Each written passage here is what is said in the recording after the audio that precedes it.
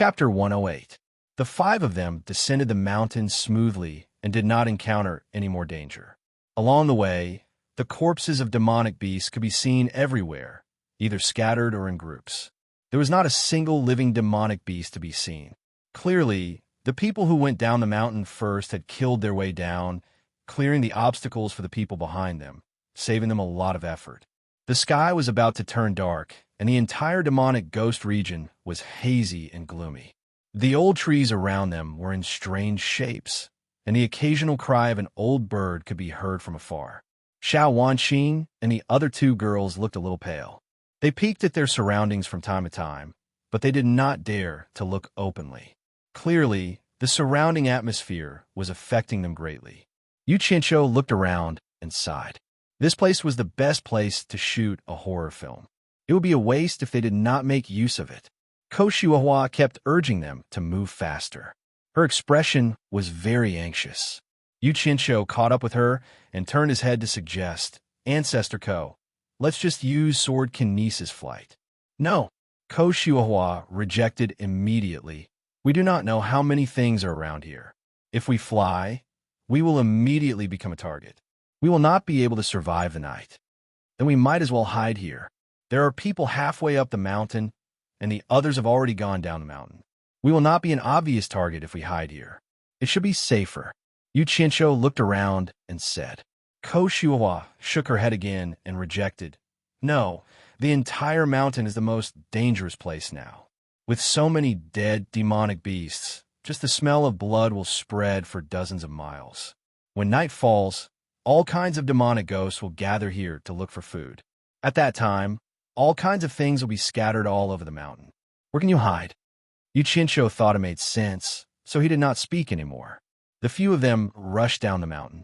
The five of them hurriedly ran, and when the sky darkened, the girls gave up on their womanly modesty. They lifted their skirts with both hands and started running. Yu Qianqiu sized them up a few times. It was a pity that they were all wearing long pants, or else he would have gotten a good look. Just as they were about to reach the foot of the mountain, the five of them stopped abruptly. Looking around, they saw densely packed green lights flashing. At the foot of the mountain, a group of red-haired, dog-like creatures surrounded the mountain with their green eyes. What is this? Everyone's expressions changed as they looked at Ko Shuahua. Ko Shuahua said sullenly, the blood wolves are the most numerous demonic beasts in the fiend domain. They should have been attracted by the smell of blood on the mountain. They immediately picked up their swords again. Ow! The leader of the pack, a strong blood wolf, had also discovered them. It caused the leader to howl, and immediately the howls of the wolves rose and fell. After the howling, one or two blood wolves took the lead and rushed towards them. Following that, the rest of the blood wolves swarmed over as well. From where they were standing, they could see that there were too many wolves moving up and down like the waves of the sea.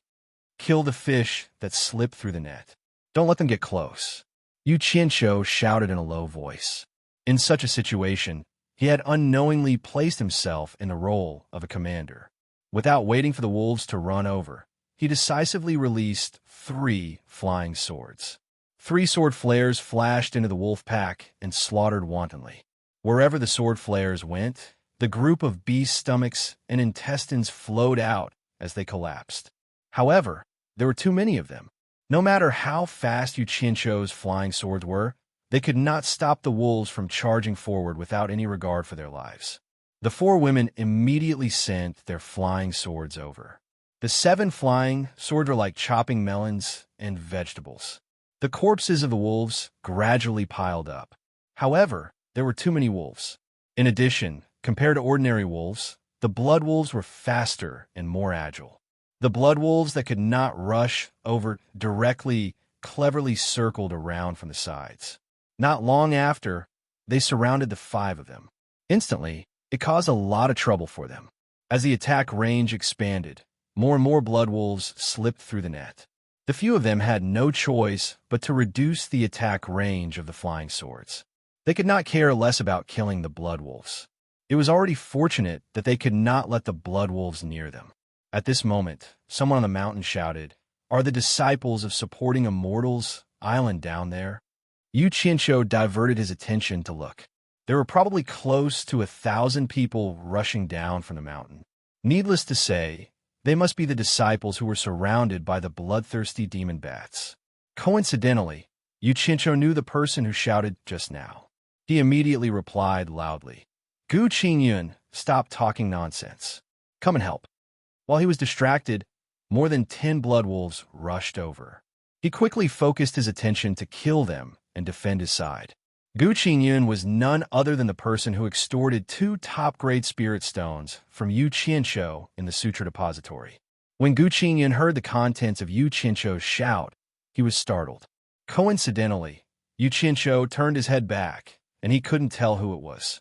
However, judging from the robes of the 5 people and the fact that that person was able to call out his name, there was no doubt that they were disciples of the supporting Immortal Island. Gu Qingyun held the long sword in his hand and turned to the disciples of the various sections. He raised his arms and shouted, "Our cultivation is low. No one knows if we can go back alive. But after the battle just now, I think we must understand a principle. Only by being united can we have hope to survive. Everyone, help the disciples of supporting Immortal's Island to escape. If you have any difficulties in the future, the disciples of supporting Immortal's Island will not stand idly by. Those who are not willing to help, I will not force them. Those who are willing to help, follow me and kill." Gu Qingyun shouted and suddenly turned around. He took the lead and ran down the mountain. The flying sword in his hand turned into a stream of light and shot towards the blood wolves. The disciples of supporting Immortal's Island immediately released their flying swords and rushed down. The disciples of the various sects also knew that Gu Qingyun was speaking the truth. If it was not for everyone's unity at the waist of the mountain, it was unknown how many of them would have survived. Immediately, most of them rushed down together.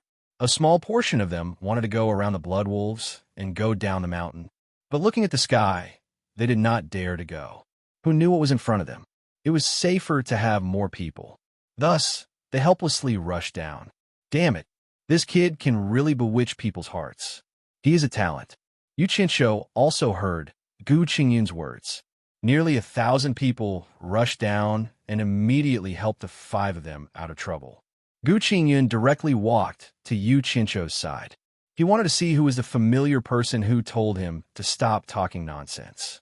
After seeing clearly, he said in astonishment, "It's you." "That's me." Yu Qianqiu nodded and laughed. He thought to himself, "If I don't speak to you in a very familiar tone, who knows if you will come down?" Gu Qingyun coldly snorted and turned his head to focus on controlling his sword to kill the wolves. With so many cultivators attacking, the blood wolves immediately suffered a great loss. Not long after, the remaining nearly 10,000 blood wolves all retreated far away and surrounded the group. But the nature of wolves was ferocious and would not give up until they achieved their goals. They would never easily give up on their prey. A woo.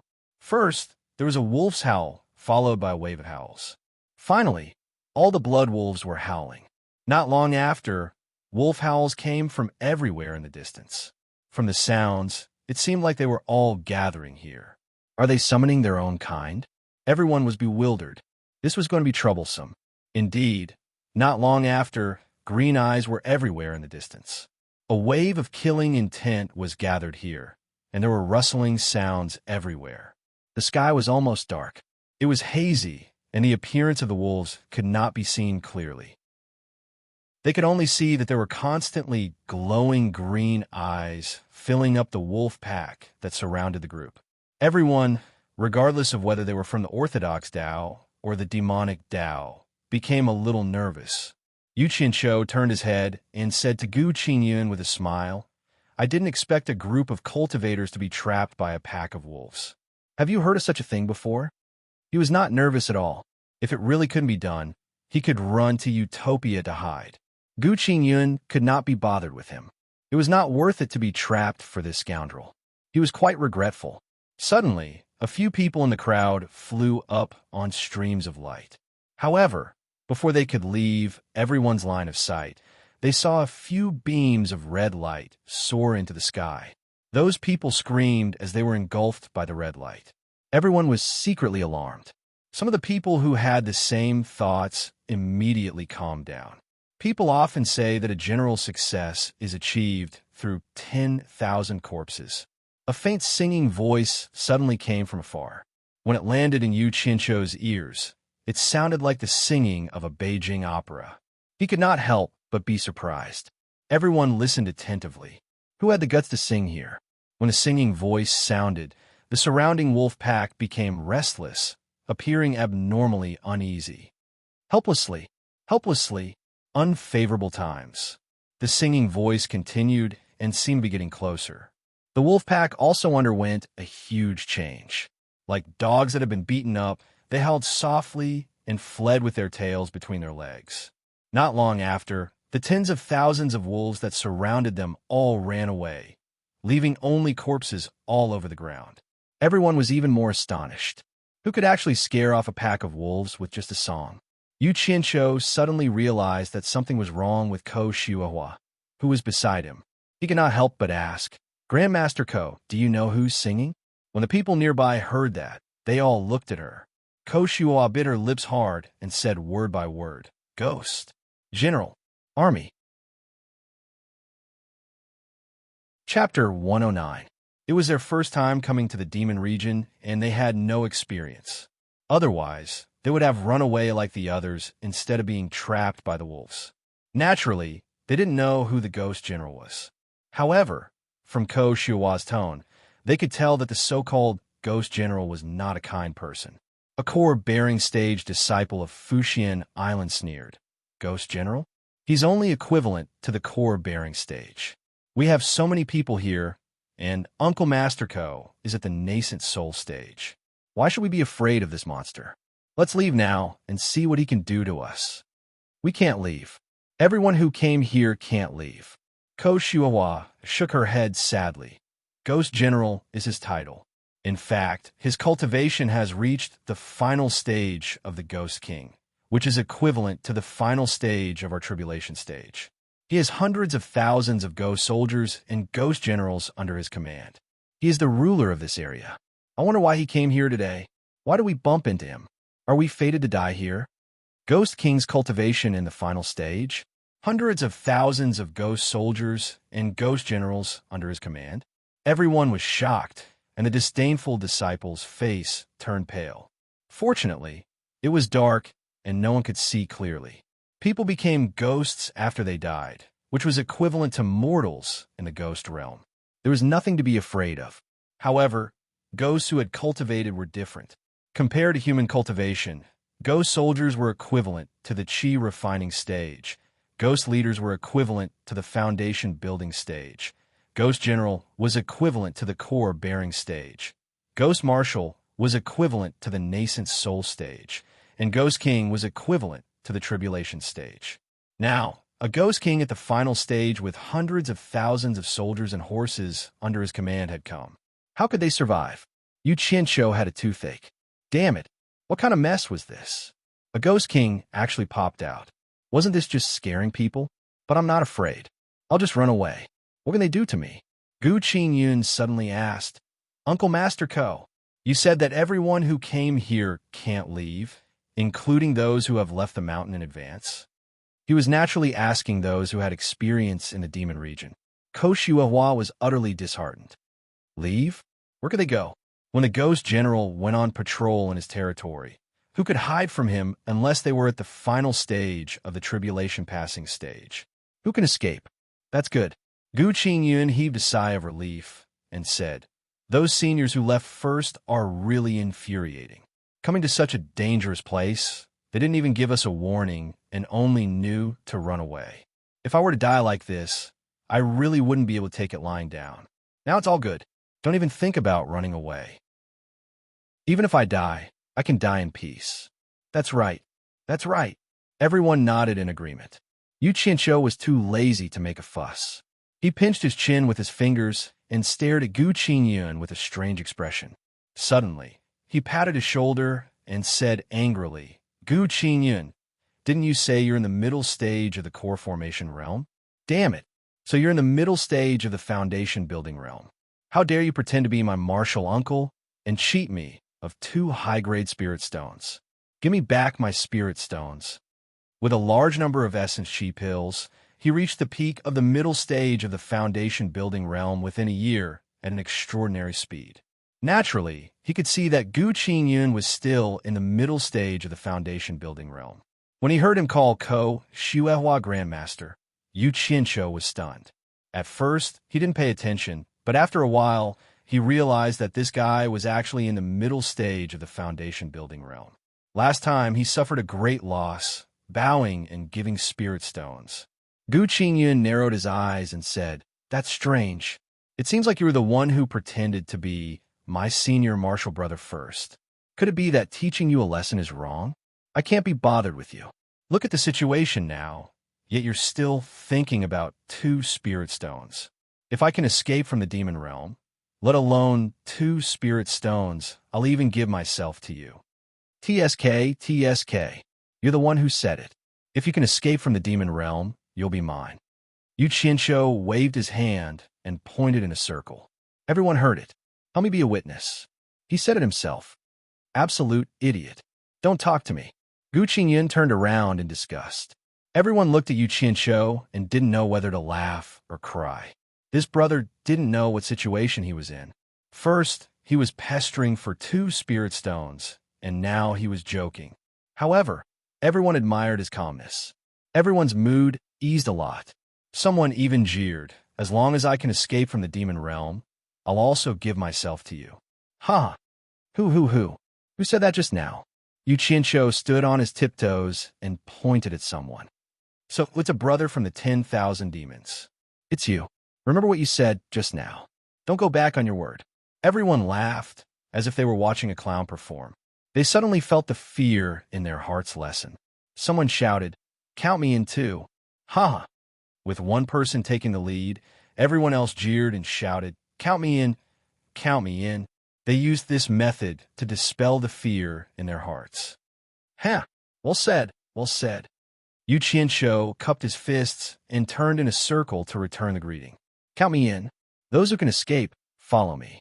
I guarantee that everyone will have a good life." No one believed that he was telling the truth. They all thought he was joking. Many people pushed their fists and said, "Then I'll leave it to you, brother. Sorry to trouble you." Yu Qianqiu agreed to everything and kept rubbing his nose. His expression was wild with joy and his eyeballs were spinning around. He was just short of glowing green. Even the 4 women by his side felt a lot safer after he made such a ruckus. Gu Qingyun couldn't stand it anymore. He bowed to Ko Xuehua and said, "Grandmaster, is there really no way?" Before Ko Xuehua could speak, Yu Qianqiu turned and said, "Who said there is no way? How do you know? It must be Ghost General. Which eye of yours saw it? The world is big, and there are many capable people. Can't others sing here? So what if it's Ghost General? Who said he won't let us go?" He turned to Ko Xuehua and bowed. "Grandmaster Ko, I believe you must have not seen Ghost General with your own eyes. You also heard it from others, right?" The latter paused and nodded silently. Everyone was in an uproar. They all felt that Yu Qianqiu's words were reasonable. For a time, hope was rekindled. Yu Qianqiu looked at the crowd with a smile, but he smiled bitterly in his heart. When people were desperate, they would grab a straw as a life-saving rope. His words were just to comfort himself and the others. It really couldn't stand up to scrutiny. How could a person who could scare off a pack of wolves with just 1 or 2 lines of singing in the demon ghost region be an ordinary person? He was probably the ghost general that Ko Xuehua mentioned. Woo woo woo. A series of horns sounded. The crowd instantly quieted down and stared at the hillside in the distance. The black light was flashing above, and the blood-red evil spirit was entwined. Then came a sound of thousands of horses marching. The ground under their feet trembled faintly, and they could vaguely hear the neighing of war horses. Everyone's hearts beat faster in their chests. Yu Qianqiu secretly clicked his tongue. Oh my, they haven't seen the person, but the momentum is scary enough. Chapter 110. At the top of the mountain that everyone was leaning on, they could see the clear, twinkling stars when they looked up. It was like a different world from the dark clouds that shrouded the mountainside. elder son of supporting Immortal Island, suddenly pointed down and shouted, "Elder Dongfang, come look." The elders quickly rushed over, only to see the dark clouds churning mightily at the foot of the mountain, the red and black baleful aura lingering in it, appearing and disappearing intermittently. The elders of the other great sects were also alarmed. Ignoring the differences between the righteous and demonic Tao, they all gathered around the people of supporting Immortal Island. Looking at the murderous aura that soared into the sky from time to time, everyone frowned. Dongfang Chang-O stood with his hands behind his back and stared at the rolling dark clouds without blinking. After a while, he said in a deep voice, "What kind of monster has such a strong qi? Is it the Ghost General?" Chiao-Un of the 10,000 demons walked up to him slowly and said with a serious face, "Other than the Ghost King, who else has such a qi in this area?" The four leading elders of the Daluo sect, the Moon Clan, the Blood Demon Palace, and the Corpse sect also stood side by side with the two of them. Their expressions were unprecedentedly serious. If it really is the Ghost General, I'm afraid none of these disciples will come back, the leading elder of the Daluo sect, Su Qinquan, said in a deep voice. At the moment, whether the disciples at the foot of the mountain were righteous or evil, they were all elites selected from the disciples of various sections. It would be a pity if they died like this. The leading elder of the Blood Demon Palace, Wen Zhongping, looked at the dark clouds and said, "Rumor has it that there are 10 Ghost Kings and 10 Demon Kings in this boundless demon territory. All of them have high cultivation. The Ghost General is one of them. It is said that he used to be a general who had great power over the army. After he was defeated and died, he made some achievements in cultivation. So he gathered his subordinates who died with him and became the Ghost King of the demon territory. I think that's how the Ghost General got his name. I wonder if anyone has seen his real face?" The leading elder of the Moon Clan, Hua Rui, nodded and said, "The Ghost General of the Demon Ghost region was born at the wrong time. Even after death, he is still full of regret. He sings and cries every night. Since someone spread this ballad, someone must have seen it before. It's just that we don't know." Everyone nodded silently. After a while, the 6 great system-allocated sects gathered their divine compass together. For some unknown reason, most of the glowing spots were gathered in the same spot, and a small number of them were scattered everywhere. Logically speaking, they should have been scattered, but based on the 6 divine compass, most of the disciples from the 6 great system-allocated sects were in the same spot. It was very strange, but for now, it seemed that nothing had happened. Dongfang Chang-O sighed, "Let's wait and see." Everyone turned their attention to the foot of the mountain. The dark clouds were stirred up by the red and black evil qi, but the shock of thousands of soldiers marching suddenly disappeared without a trace. Yu Qianqiu and the other disciples looked at each other, not knowing what to do. Then they saw the foot of the mountain in front of them suddenly turn bright red, and they could see people in the light. Then there were a few neighs of war horses. Thump, thump, thump. The sound of hooves came, and a horse rushed up the slope in front of them. A general in armor held the reins and circled the slope a few times. He looked at everyone from afar, and the red light behind him made him look even more majestic. Yu Qianqiu looked at Ko Xiuhua, then at Gu Qingyun, and said in shock, "This is the Ghost General? Is he a ghost? No matter how I look at him, he looks like a living person." Unfortunately, no one answered his question. That person raised his leg and kicked the horse's belly, then galloped straight towards the group of people. His hooves moved quickly, and in a short while, he pulled the reins and the horse appeared in front of everyone. Yu Qianqiu's mouth was wide open, and he looked at him dumbfoundedly. The handsome horse was strong, and the rider was burly. He had a sword on his waist, and he was dressed in a metallic shiny armor. His eyes were like that of a tiger, and he looked back and forth at everyone, but he did not do anything that made them feel uneasy. The only difference between him and a normal person was that there seemed to be an indistinct black qi lingering around his body. "Are you really a ghost?" Yu Qianqiu pointed at him, then pointed at his horse and asked. The general's gaze paused on him, and it was obvious that he was a little surprised. He glanced at him coldly, but he did not say anything. When the disciples from the various sects heard his words, they instantly felt like they were about to go crazy. They really had to give it to him. Since when was he able to say anything? The handsome Gu Qingyun's face also twitched, and he glared at him fiercely. In fact, he cannot be blamed for this. In the world where his previous life came from, the understanding of ghosts was not like this. They were either ferocious mouths or green-faced fangs. In any case, they had to have a ferocious appearance, unlike this person, who looked like a general on a galloping horse. On this point, there was a huge difference in understanding between him and the people behind him. The general's gaze moved away from the crowd and slowly swept across the wilderness. He opened his mouth and shouted, "Since there are living people here and know that the great general is here, why are you not coming to kneel and pay your respects? What are you trying to do by hiding? You have an hour to pay your respects to the great general, or else you will be killed." His voice rolled and spread in all directions. "Go!" As soon as he finished speaking, he galloped his horse and left, leaving the crowd in shock. "Grandmaster Ko, who is the great general he was talking about? Is it the ghost general you were talking about?" Yu Qianqiu turned his head and asked. Ko Shuawa's face was pale, and she nodded and said, "It should be him." "TSK, TSK. Yu Qianqiu sighed and said, "This person died and became a ghost, but still became a general. How impressive." His words were full of envy. "Rumor has it that the ghost general was a great general who held great power in the army when he was alive," Ko Shuawa said. "Oh, so that's how it is," Yu Qianqiu said as he took a few steps forward and sheathed the sword in his hand. He patted his butt and turned to the crowd with a smile. "Let's go. Let's go see what the legendary ghost general looks like. This is not an opportunity that anyone can come across. Oh, right, everyone, put away the weapons in your hands. Didn't you hear that he asked us to pay our respects? Since we can't beat him, why are we still holding weapons in our hands? Isn't that asking for death?" The crowd put away their weapons in fear.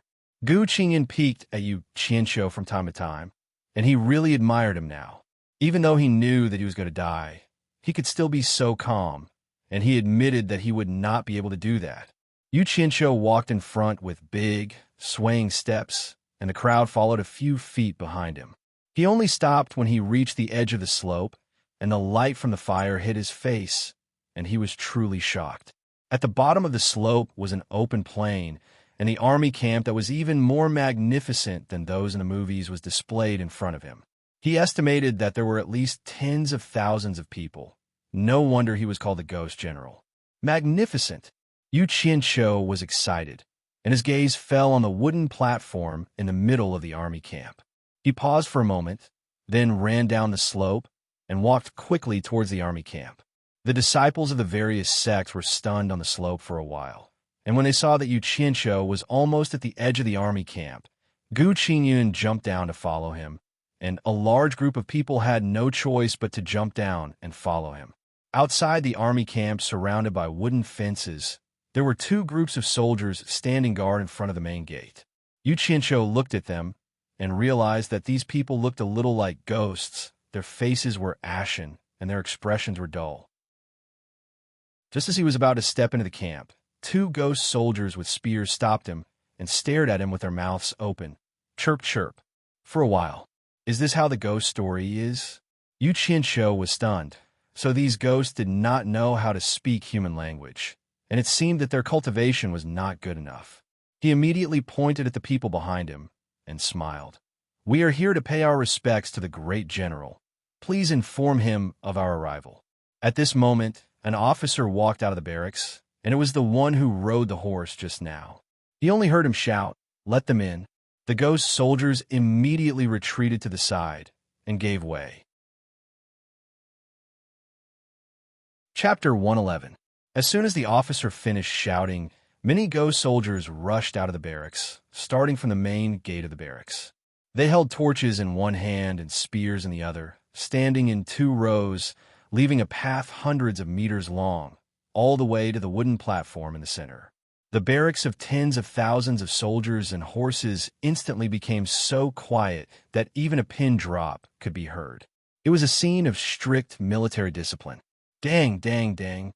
The sound of pipa came from the direction of the wooden platform. There was a murderous intent hidden in it, but it was obvious, as if it was an ambush from 10 sides. Yu Qianqiu, who was smiling, became gloomy and narrowed his eyes. Are you trying to show off your military might to me? He had been a soldier in his previous life and had seen such a scene. Those who were timid would tremble on the spot, and they could not even walk properly. This was the power of the military. A faintly discernible aura burst forth from Yu Qianqiu's body. The feeling he gave off suddenly changed, as if he had become a completely different person. The officers standing in front of him could not help but look at him a few more times. Many of the disciples outside the Yuan gate began to breathe heavily. They could hear it clearly. Yu Qianqiu glanced at the officer coldly, as if he was looking at an ant, and the officer's body slightly stiffened. He slowly turned back to stare at the crowd, and said indifferently, "Useless things, a group of living people can't be scared by a group of ghosts. With this kind of courage, how are you going to follow me in the future?" After saying that, he turned around without looking at them. In normal times, if he dared to say such words, there would definitely be many people who would fight him to the death. There were many people with higher cultivation than him, but at this moment, no one dared to make a sound. Gu Qingyun could not tell what the officer's expression was, but a trace of shame appeared on his face. The veins on the officer's neck bulged, and his face showed anger, but he calmed down after a deep breath. He looked at Yu Qianqiu seriously and was slightly surprised. As a ghost king in the early stage, which was equivalent to the early stage of the human tribulation, he could not see through Yu Qianqiu's cultivation. But this person looked so young, and one really could not judge a book by its cover. At this moment, he became cautious and raised his hand to lead the way, saying, "Please." His attitude was completely different from before. Damn it, face was earned by oneself. Yu Qianqiu placed his hands behind his back and glanced at him coldly. Then, he looked straight ahead and replied with an indifferent Then, he strode forward. The ghost soldiers, standing on both sides with their spears, were nothing to him. The disciples of the various sects were a few meters away from him, following him step by step. For some people, the military formation of a few hundred meters long was a welcoming display of honor, but for others, it was an increasingly oppressive feeling. Yu Qianqiu treated it as the former. He slowly walked forward, his expression not changing at all. However, the footsteps of the various sects' disciples behind him became more and more chaotic. When he was about 50 meters away from the central platform, Yu Qianqiu noticed that the people standing on both sides of the platform had changed from ghost soldiers to armored officers. He glanced at them for a while and then looked away. His eyes fell on the platform in front of him, where a burly man was sitting. The further he walked, the clearer he could see. He was burly, his hair was tied up, and his eyebrows were slanted to his temples. His eyes were large and full of spirit, and his gaze was like a torch. He had a prominent nose and thick lips and a short beard. He was dressed in golden armor, and his scarlet cloak fell to his shoulders. There was a long table in front of him, and a golden beast helmet was placed on one end of it. There were also many fruit plates placed on top of it.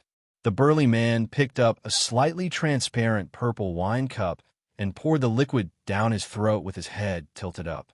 A maidservant beside him plucked a grape from the table and gently placed it in his mouth.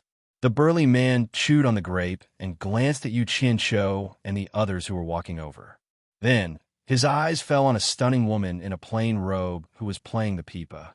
His every move showed the demeanor of a general of the military. If one did not know that he was the Ghost King, who would be able to tell that he was here? Yu Qianqiu led the group to the front of the stage and stopped. He glanced at the woman playing the pipa and secretly praised her. She was iron-blooded and gentle. What a great general! Yu Qianqiu's eyes were full of admiration for another man. He glanced at the stage, smiled, and said slowly, "Grape wine in a luminous cup, and when one wants to drink, the pipa is urged immediately. Drunk on the battlefield.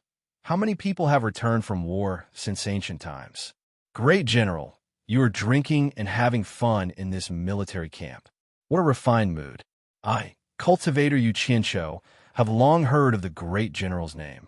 I have specially come to pay my respects to the great general." As he said that, he cupped his hands in greeting. Suddenly, a general at the side took a step forward, pointed his finger, and shouted, "How dare you? Where did this arrogant fellow come from? How dare you not kneel in front of the great general?" This fellow's voice was loud as well. He did not use any cultivation, but his shout could be heard by everyone present. It scared some of the timid disciples from the various sections. Their legs turned to jelly, and they almost knelt down. Yu Qianqiu was unmoved. He glanced at him and sneered in his heart. It seemed like all the generals who looked like Zhang Fei had such a fiery temper. He did not want to lower himself to his level. He looked at Ghost General, who was on the stage. The general was so angry that he kept shouting. He strode over and was about to make a move. On the stage, Ghost King suddenly shouted without looking at him, "Stand down." He then waved his hand at the Peepa girl, and the sound of the Peepa stopped. The general was stunned for a moment when he looked at the stage, but he still obediently retreated. The sound of golden armor rubbing against each other was heard. Ghost General stood up from his seat. The braziers on both sides shone brightly on his golden armor, making him look even more extraordinary. He first stared deeply at Yu Qianqiu for a while. Seeing that Yu Qianqiu was smiling at him without fear, he returned to smile. He then played with the purple wine cup in his hand and said slowly in a deep voice, "Grape wine in the luminous cup. If you want to drink, the Peepa urges you immediately. Drunk on the battlefield, Lord Grim. Since ancient times, how many people have returned from war? Since ancient times, how many people have returned from war?" He repeated the last sentence for a long time. No one knew what he was thinking. Some of the generals on both sides also recited softly, "Since ancient times, how many people have returned from war?" Although their voices were very soft, it was not difficult to understand the bleakness in their tone. Gu Qingyun stood behind Qin Wentian. His eyes were wide open as he surveyed Qin Wentian from head to toe, as though he didn't recognize him. Shock filled his heart. Is this still the swindling hoodlum I met in the cultivation pavilion? How could he spontaneously compose such a poem based on the situation? If he was pretending to be calm at the beginning, how could he improvise such a poem in front of the famous ghost general of the demon ghost region without this calmness? There were also people with taste among the disciples of various sects, especially the female disciples of the Moon Clan. Women naturally liked beautiful things, and poems were the same, especially poems with a profound artistic conception. The group of women shook their heads and tried to look through the crowd, wanting to get to know Yu Qianqiu again. Unfortunately, a certain someone left them with an unmoving back. For a moment, the fear in everyone's hearts was actually reduced to the lowest point. Suddenly, the ghost general came back to his senses. He raised the wine cup in his hand and looked at Yu Qianqiu with a smile. "Young sir, you are indeed talented. Your impromptu work can be called a masterpiece. You are a rare talent. Then, may I trouble you to comment on the Peepa song that my maid played just now? This song was composed by me personally." "Young sir, please comment on whether it can be considered a masterpiece." "Damn it, I am not a F** king talent. What the hell do I know about Peepa songs? But this song is like ambush from 10 sides that I heard in my previous life. Whatever, I will comment on it. After all, I am an expert who learned to play the Peepa from my sister." Yu Qianqiu pretended to think for a moment and nodded. He said straightforwardly, "This song can be considered a masterpiece among the Peepa songs, but has a very bad meaning for the general." In an instant, the generals on both sides and the disciples behind him all focused their eyes on him. "Oh," the ghost general replied. He turned to the side with his hands behind his back and no longer looked at him. He said in a deep voice, "How is it ominous? Young sir, please tell me." There was a hint of coldness in his words. Chapter 112. He recalled the song Ambush from 10 Sides from his previous life. It seemed to be about the war between Chu and Han. The king of Chu, Xiang Yu, was besieged by the king of Han, Liu Bang, and was surrounded by enemies from all directions. The last of the heroes, the hegemon king of Western Chu, Xiang Yu, ended up committing suicide at the Wu River. He thought to himself, I'm probably not mistaken. Yu Qianqiu stared at the figure on the stage and said slowly, overflowing with murderous intent, surrounded by enemies from all directions, ambushed from 10 sides. No way to live, no way to retreat, and the song ends with death.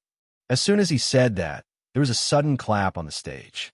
The Peepa and the Peepa girl's hand fell onto the stage. The generals on both sides could not help but sway, their expressions changing unpredictably.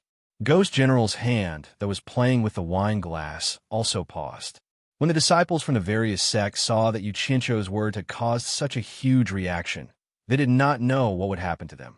So they held their breaths and watched anxiously. Yu Qianqiu, on the other hand, smiled inwardly. He reckoned that the person on the stage was as unlucky as Xiangyu. His guess was right. This song was written by Ghost General when he was surrounded in the last battle before his death. In the end, after the maidservant played the song once, the enemy launched a large-scale attack, and all the generals present were the souls of the dead. Just like that, Yu Qianqiu's words evoked the tragic memories of their defeat. How could they not be moved? Ghost General walked up to the maidservant, bent down to pick up the Peepa, and returned it to her with a sigh. The maidservant held the Peepa, looked at him gently, and shook her head. Yu Qianqiu saw the two of them exchanging flirtatious glances. The latter thought to himself, what a *T maidservant. I think she's more like a concubine. He then looked at the maid beside the general's seat. Only then did she look like a maid. The red-armored Ghost General took a few steps back and glanced at the absent-minded people. He frowned slightly and stared at Yu Qianqiu, shouting in a deep voice, I don't care if you're really talented or not, but you've spoken rudely and disturbed the morale of my troops. You'll be beheaded according to the military law. It seemed that Yu Qianqiu's words really touched his sore spot. The disciples of the various sects started to panic. After killing Yu Qianqiu, they would be next. *CK me. Behead your mother. You've long since become a ghost. Military law, my ass. Yu Qianqiu was stunned for a moment. Then he sneered and said, the great general is in control of the military. Killing me is naturally not a problem. But does the great general still remember? You're the one who wants me to judge the song. After that, he criticized me for disturbing the morale of the army. Could it be that the great general was a fickle villain? The great general is famous in the demon domain. I didn't expect. He shook his head and said, you've really disappointed me. After that, he thought to himself, it seems like I have to get ready to leave. His rebuke made the disciples of the various sects even more flustered. On the other hand, the generals on both sides, including the hot-tempered one, all stared at the Ghost King on the stage. Ghost General swept his gaze to both sides and snorted coldly. He said, what a glib tongue. You're Yu Qianqiu, right? Yu Qianqiu, I want to see if you can Yu Qianqiu. Don't say that I didn't give you a chance. If you can restore the morale of my troops, and restore the morale of my troops, I'll let you go. Everyone could see that Ghost General's words were undoubtedly making things difficult for him. Instantly, all eyes fell on Yu Qianqiu. *CK. Yu Qianqiu's gaze paused on the maidservant holding the Peepa on the stage and the zither on the shelf behind her. He smiled and said, how would I dare to disobey the order of the great general? However, I have a small request. I wonder if the great general can agree to it. Ghost General snorted coldly. Speak. I want to borrow something from the great general's roll-calling platform, Yu Qianqiu said bluntly. I don't care if you're Ghost General or not. Anyway, I'm not afraid of you. Everyone didn't know what he wanted to do and looked curiously at the roll-calling platform. Even the Ghost King turned around and glanced behind him. He didn't find anything special and couldn't help but sneer. You have to use everything on the platform. However, if you don't meet my requirements after using it, don't blame me for punishing you according to military law. Actually, he was a little curious about Yu Qianqiu. Seeing that the Ghost King agreed, Yu Qianqiu didn't say anything and climbed up the side of the roll-calling platform indifferently. Standing on the platform, he looked around. It felt good to have thousands of soldiers and horses right under his nose. Everyone's gaze followed him. Yu Qianqiu paused on the platform. He looked at the long table filled with fruits and wine and said to the maidservant in front of the great general's throne, "Clean up everything on this long table." The maidservant was startled and looked at the Ghost King. The latter's eyes flashed with a trace of doubt. He frowned and said, "Do as he says." The maidservant immediately obeyed and quickly cleaned up the long table. Then she stood to the side. Everyone's appetite was really whetted. Yu Qianqiu nodded in satisfaction. He then walked over to the maidservant holding the pipa and stood in front of her. He smiled and looked at her. She was indeed a beauty that could cause the downfall of nations. No wonder she was always by the great general's side. The maidservant was also looking at Yu Qianqiu curiously. She had never seen such a bold person. The disciples from the various sects were shocked. Yu Qianqiu looked like he was flirting with an innocent woman. No, he was flirting with the ghost general's maidservant in public. He was too bold. Did this brat not want to live anymore? The generals on both sides of the platform looked at each other. They had followed the ghost general from birth to death. Naturally, they knew the identity of this woman. The ghost general's expression darkened. Yu Qianqiu suddenly shook his head and sighed. Only the great general's elegance is worthy of your peerless beauty.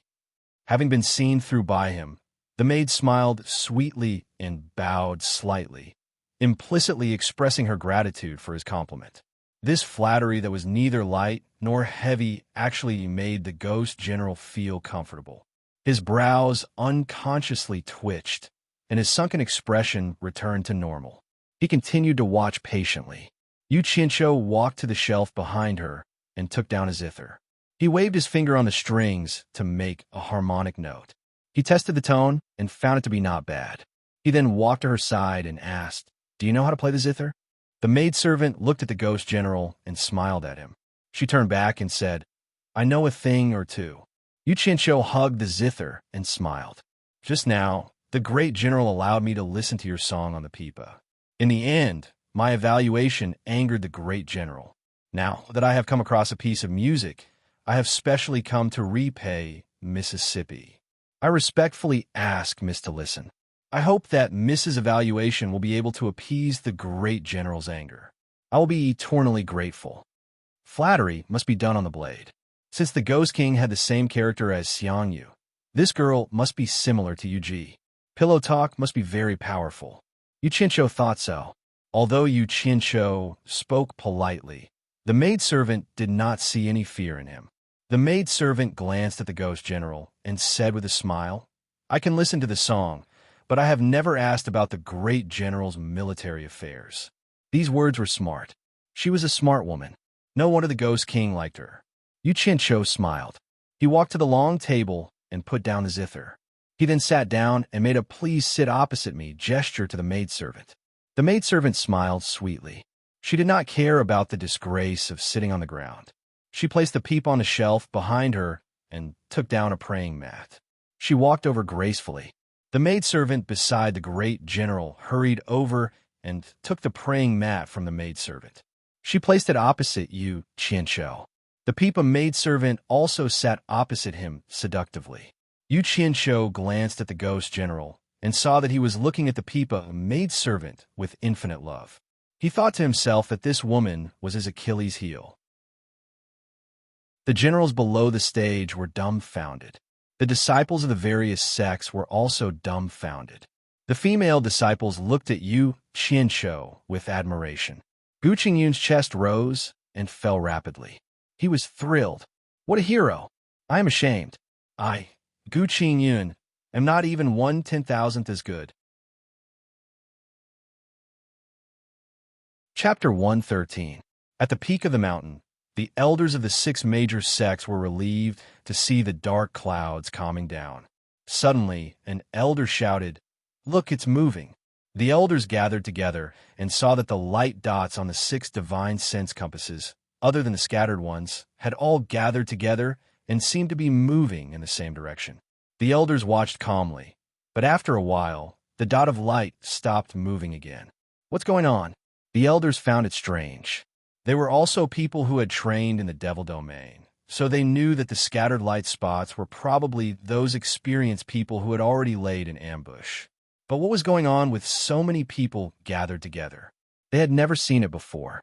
Could it be that they were all captured by the ghost general? Qiu Yuen asked doubtfully. Everyone was silent.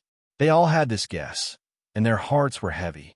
Logically speaking, when this kind of situation occurred, they, the elders, should have taken action to help. But could they save them from the hands of the ghost general? Not only did he have the cultivation of the Ghost King, but he also had many Ghost King cultivators under him. If they, who were at the crossing calamity stage, went to the Ghost General, they might not be able to return. Hey, an elder of Supporting Immortals Island pointed to a moving light spot on the spiritual compass in front of him, and everyone gathered to look. Elder Quan and Elder Sun glanced at each other. They were very familiar with this light spot of divine sense. It was Yu Qinsho's. Even Yu Qinsho didn't move, so why did this kid move alone? Yu Qinsho closed his eyes and prepared for a while. When he opened his eyes, he smiled at the beauty in front of him. His fingers flew on the strings, and the prelude was like floating clouds and flowing water. It was a tune that no one had heard before. The maid's eyes lit up, and she listened attentively. Since the Ghost General could play the pipa, he naturally knew about this. He looked at Yu Qinsho with a trace of surprise. The three female disciples of Wan Feng Garden who knew Yu Qinsho didn't know that he could play the pipa. They only knew that he had a good relationship with the elder in charge and often came to Wan Feng Garden to eat and drink. Everyone gradually became immersed in the sound of the zither. Yu Qinsho suddenly started singing. His voice was not perfect, and his singing was a little hoarse, but it had a leisurely charm. Endless extravagant love in the world of mortals, endless grievances in the world of mortals. Generations are all fated, the same blood flows, the same water drinks. This road is long and long. Of course, the red flowers would accompany the green leaves, but who would accompany them for the rest of their lives? Faintly coming and going, the scenes of the past reappear in my mind. Although the lotus root is broken, the thread is still connected. I sigh at the many changes in the world. A red flower must be matched with green leaves. Who would accompany her in this life? The Ghost General and the maid were moved. The two of them couldn't restrain their emotions. Their eyes were filled with tenderness. The female disciples below the stage were in a trance. Their eyes shone with a hint of amorous desire. As for the generals and male disciples, they only felt that the song was pleasant to listen to, and the lyrics were filled with the vicissitudes of life. They were all deeply immersed in it. Suddenly, the sound of the zither became more impassioned. Yu Qinsho stared at the Ghost General and sang, "Love the country, love the beauty more." Which hero would rather be alone? A good man is full of courage. His name is known far and wide. How many autumns do we have in life? I won't stop until I'm drunk. My beauty in the east. The yellow river flows in the west. Come, give me a drink. I won't stop until I'm drunk. Don't put your worries and troubles in your heart. When the second half of the song was sung, the Ghost General's eyes moved away from the maid and stared at the Yu Qinsho. The muscles on his face kept twitching, and he seemed to be very excited. The men below the stage were all infected by the lyrics of the song. The chests of all the generals were heaving up and down, and their eyes were red. They must have been soldiers who had fought in the east and the west, so they could better understand the phrase. Good men are full of courage and have lofty aspirations and are famous throughout the world. The generals clenched their teeth and their bodies trembled. Although they had died long ago, this feeling could be remembered. They did not give up their bodies in vain. They died in battle, and their souls did not return. If you don't believe me, today I have a song to prove it. A good man is full of courage. His name is known far and wide. Yu Qinsho played and sang again and again. In the end, he was influenced by the crowd and unknowingly activated his true vitality. The sound of the zither became louder, and the song became stronger. After a few times, his fingers played a homophonic tune. When the song ended, the echo lingered for a long time. It was not until Yu Qinsho sat for a while and stood up that the crowd realized that the song had ended. A general below the stage suddenly punched his chest and raised his fist, shouting, "Great General!" In an instant, the crowd was affected. Other than the disciples of the various sects, everyone raised their fists and shouted, Great General! Great General! Their emotions were boiling, and their voices shook the field. Killing intent spread from the crowd and gathered in the air. The disciples of the various sects were dumbfounded. Ghost General faced the crowd and tried his best to calm his chest. He raised his palms and pressed down forcefully. Only then did the soldiers stop. He turned around again and looked at Yu Qianqiu. He gritted his teeth and said, "Great General, you flatter me. I wonder how the morale has been restored to the Great General." Yu Qianqiu cupped his fists and smiled. "Is the Great General satisfied?" Ghost General laughed into the sky. He suddenly waved his hand and said, "Such a great song. Does it have a name?" Yu Qianqiu decided to flatter him to the end. He smiled and said, "This song was composed on the spot. I haven't given it a name yet. Since the Great General wants it, I will give it to the Great General." As he said that, he looked around, and his gaze fell on a huge flagpole below the stage. He made a hand seal, and 3 cold rays shot out. After a series of dazzling carvings on the flagpole, he retracted his fingers and clenched his fists. The 3 cold rays quickly returned to their positions.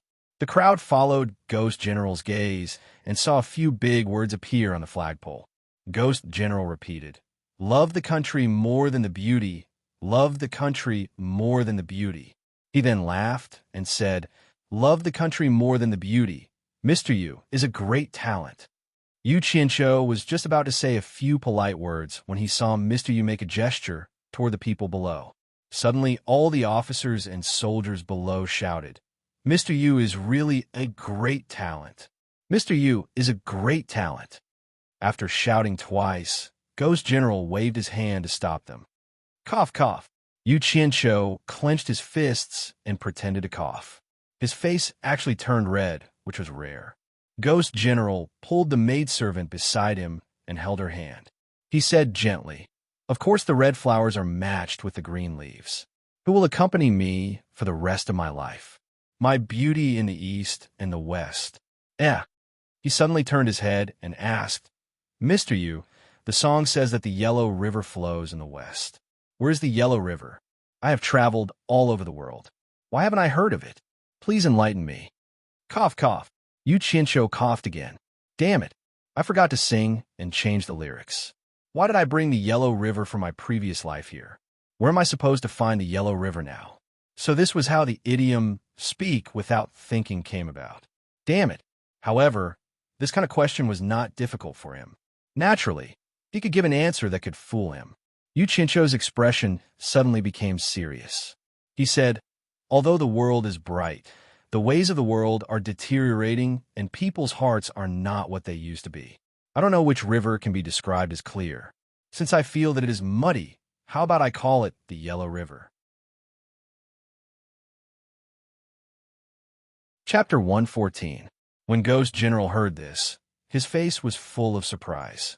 The maid beside him bowed and said, "I didn't expect Mr. Yu to not only be a talented cultivator, but also a person who cares for the common people. Yuji admires you."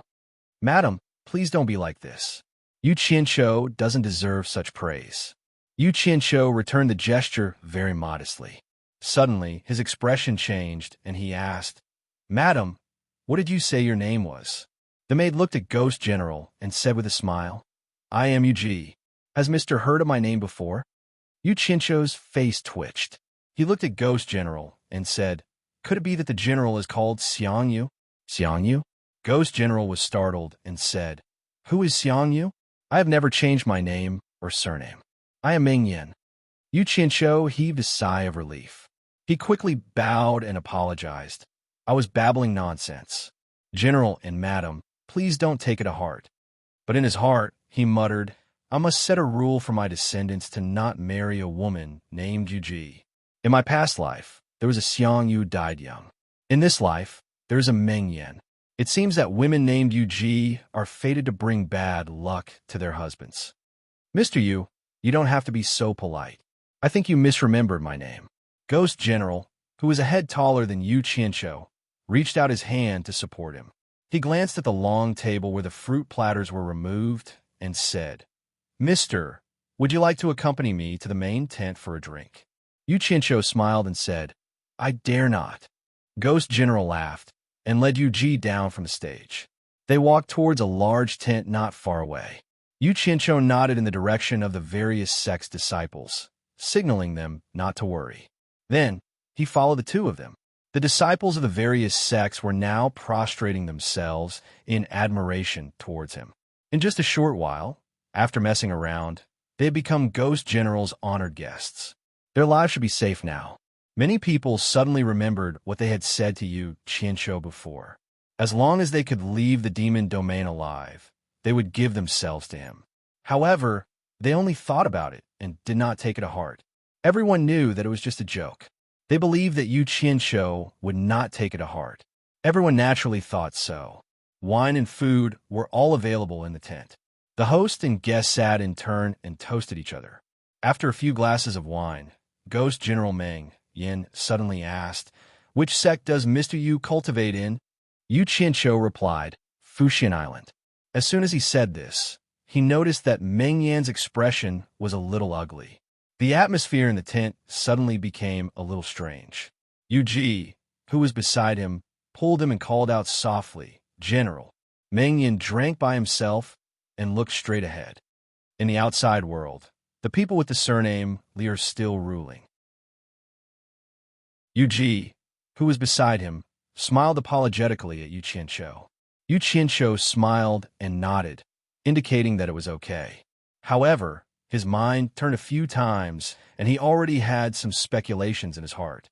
He said indifferently, The imperial family of the Xia Empire is indeed surnamed Li. I just don't know if it is the family with the surname Li that General mentioned. Meng Yin snorted and said, It seems that Fuxian Island is the top of the cultivation world now. As long as Fuxian Island doesn't collapse, it will be very difficult for the country of China to change its surname. As a disciple of Fuxian Island, how can you not know? In this era, no matter how strong a country's military strength was, it was impossible for them to compete with the cultivation world. They were not on the same level. It was impossible for a royal family to sit on the throne steadily without a strong cultivation sect as a backer. Yu Qianqiu already knew this, but he didn't expect that the backing of the Chinese imperial family was actually Fuxian Island. From what Meng Yin said, he could tell that this was something that he had never thought of. However, it made sense.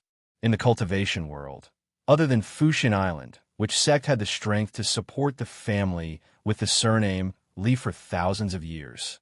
It seemed that the rise of the family with the surname Li was around the same time as the rise of Fuxian Island. It was something that happened thousands of years ago. Yu Qianqiu smiled bitterly and said, I'm just a Foundation establishment disciple of Fuxian Island. General might be right, but I really don't know. You're still at the Foundation establishment realm? Meng Yin and Yu Ji were stunned at the same time and looked at each other. The two of them had already observed Yu Qianqiu and discovered that they couldn't see through his cultivation. In addition, he didn't seem to be afraid of anything and didn't care about anything. This gave the two of them an unfathomable feeling. After all, he looked too young. Yu Qianqiu shook his head. It was hard to prove this. He suddenly smiled meaningfully and said, I'm also a disciple of Ong Guangcong. Oh, the couple looked at each other again. Meng Yin smiled with great interest and said, What kind of sect is Ong Guangcong? I've never heard of it. Since when could a person join two sects at the same time in the cultivation world? It was a taboo in the cultivation world in the past. Yu Qianqiu raised his wine glass and took a sip. He said indifferently, Fuxian Island is ranked first among the righteous sects in the cultivation world, and Ong Guangcong is ranked sixth. As for joining two sects at the same time, it's also a taboo nowadays. Since it's a taboo, why did you tell me? Aren't you afraid that it will be spread out? Meng Yin looked indifferent, but he subconsciously straightened his body. Yu Qianqiu smiled and said indifferently, Because I want to ask General for a small favor, so I treat you with sincerity. Small favor? Meng Yin looked at Yu Ji. The latter saw that they were talking about such a topic, so she raised her wine glass to her mouth and sipped it. She pretended that she didn't see anything, as if she wasn't interested in expressing her opinion on such a matter. Meng Yin snorted and said, I'm not related to you, so why should I help you? Because I think, if the Huaxia Empire were to be ruled by a different surname, General, I'm sure you'd be very happy to see it. Yu Qianqiu plucked a grape from the table and easily popped it into his mouth. What a joke. If I wanted to be ruled by someone else, I don't need you to remind me. My hundreds of thousands of troops can change the face of the Huaxia Empire at any time. Even if your Fushan Island and Ong Kwangsung join forces, you won't be able to stop them. Meng Yin said disdainfully. Is that so? Yu Qianqiu smiled and said, I'm afraid it's not that General doesn't want to do it, but there's a reason you can't do it. For example, the hundreds of thousands of troops can't even leave the monster region, or there's some other reason. I don't know about that. Arrogant. Meng Yin was like a lion that was hit in its sore spot. He stood up abruptly and looked like he was going to make a move. Yu Ji, who was at the side, pretended not to see anything and continued to sip the wine in her cup. Why? You want to make a move? Since I dare to come, I'm not afraid of you. Yu Qianqiu let out a cold snort. Instantly, a peerless beauty in a white dress appeared beside him. Her peerless face was as cold as ice as she slowly turned her head and stared at Meng Yin and Yu Ji. Teleportation. The two of them were shocked. When did the other party bring someone in? They didn't even know. Moreover, it was such a beautiful woman. She was so beautiful that even Yu Ji felt she couldn't compare. Suddenly, a powerful aura appeared from the other party's body and pressed towards the two of them. Meng Yin took a step forward and blocked in front of Yu Ji. A black and red, baleful aura instantly came out of his body and blocked the aura. However, he was still forced to take a step back. Chapter 115. Sister, don't do it. Yu Qianqiu tried to persuade her casually. Bai Sujin rolled up her sleeves and waved her hand to withdraw her threatening aura. She stood there quietly and watched coldly, as if the soul-stirring scene just now had nothing to do with her. Meng Yan's evil qi was gone, and his aura soared instantly. He took a step forward, and his bones crackled. He laughed wickedly and said, When did the demon clan have a demon at the final stage of the nature's test? Very good. The 10 great demon kings and the ghost king have made an agreement that the demon dominates the yang and the ghost dominates the yin in their respective territories. Now that the demon clan has broken the rules, don't blame me for being impolite. Humph, you're a frog at the bottom of a well. Do you think that only the demon clan has a demon at the final stage of the nature's test? Yu Qianqiu sneered and turned back to Bai Sujin with a smile. Sister, why are you here? Where are Yun Chong and the others? Bai Sujin understood what he meant. Before Yu Qianqiu summoned her, he had secretly contacted her with his divine sense. He wanted her to give the ghost general a show of strength after she came out.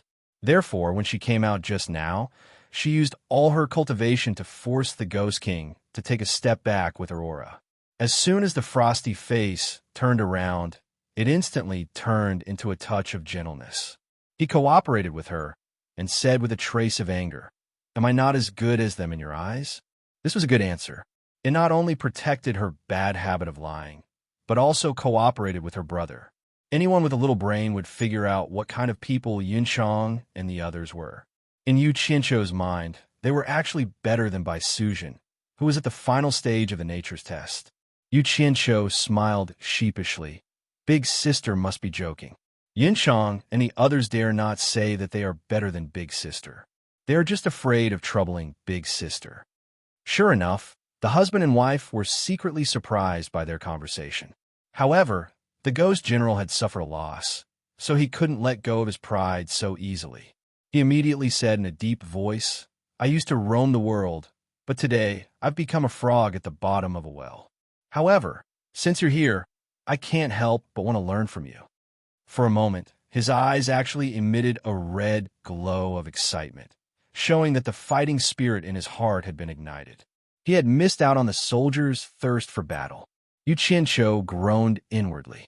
Could it be that he had misjudged Yu Ji? If they fought, they would really be exposed. Although the evil Taoist was the strongest among those of the same cultivation level, It would alert the Ghost King's subordinates outside.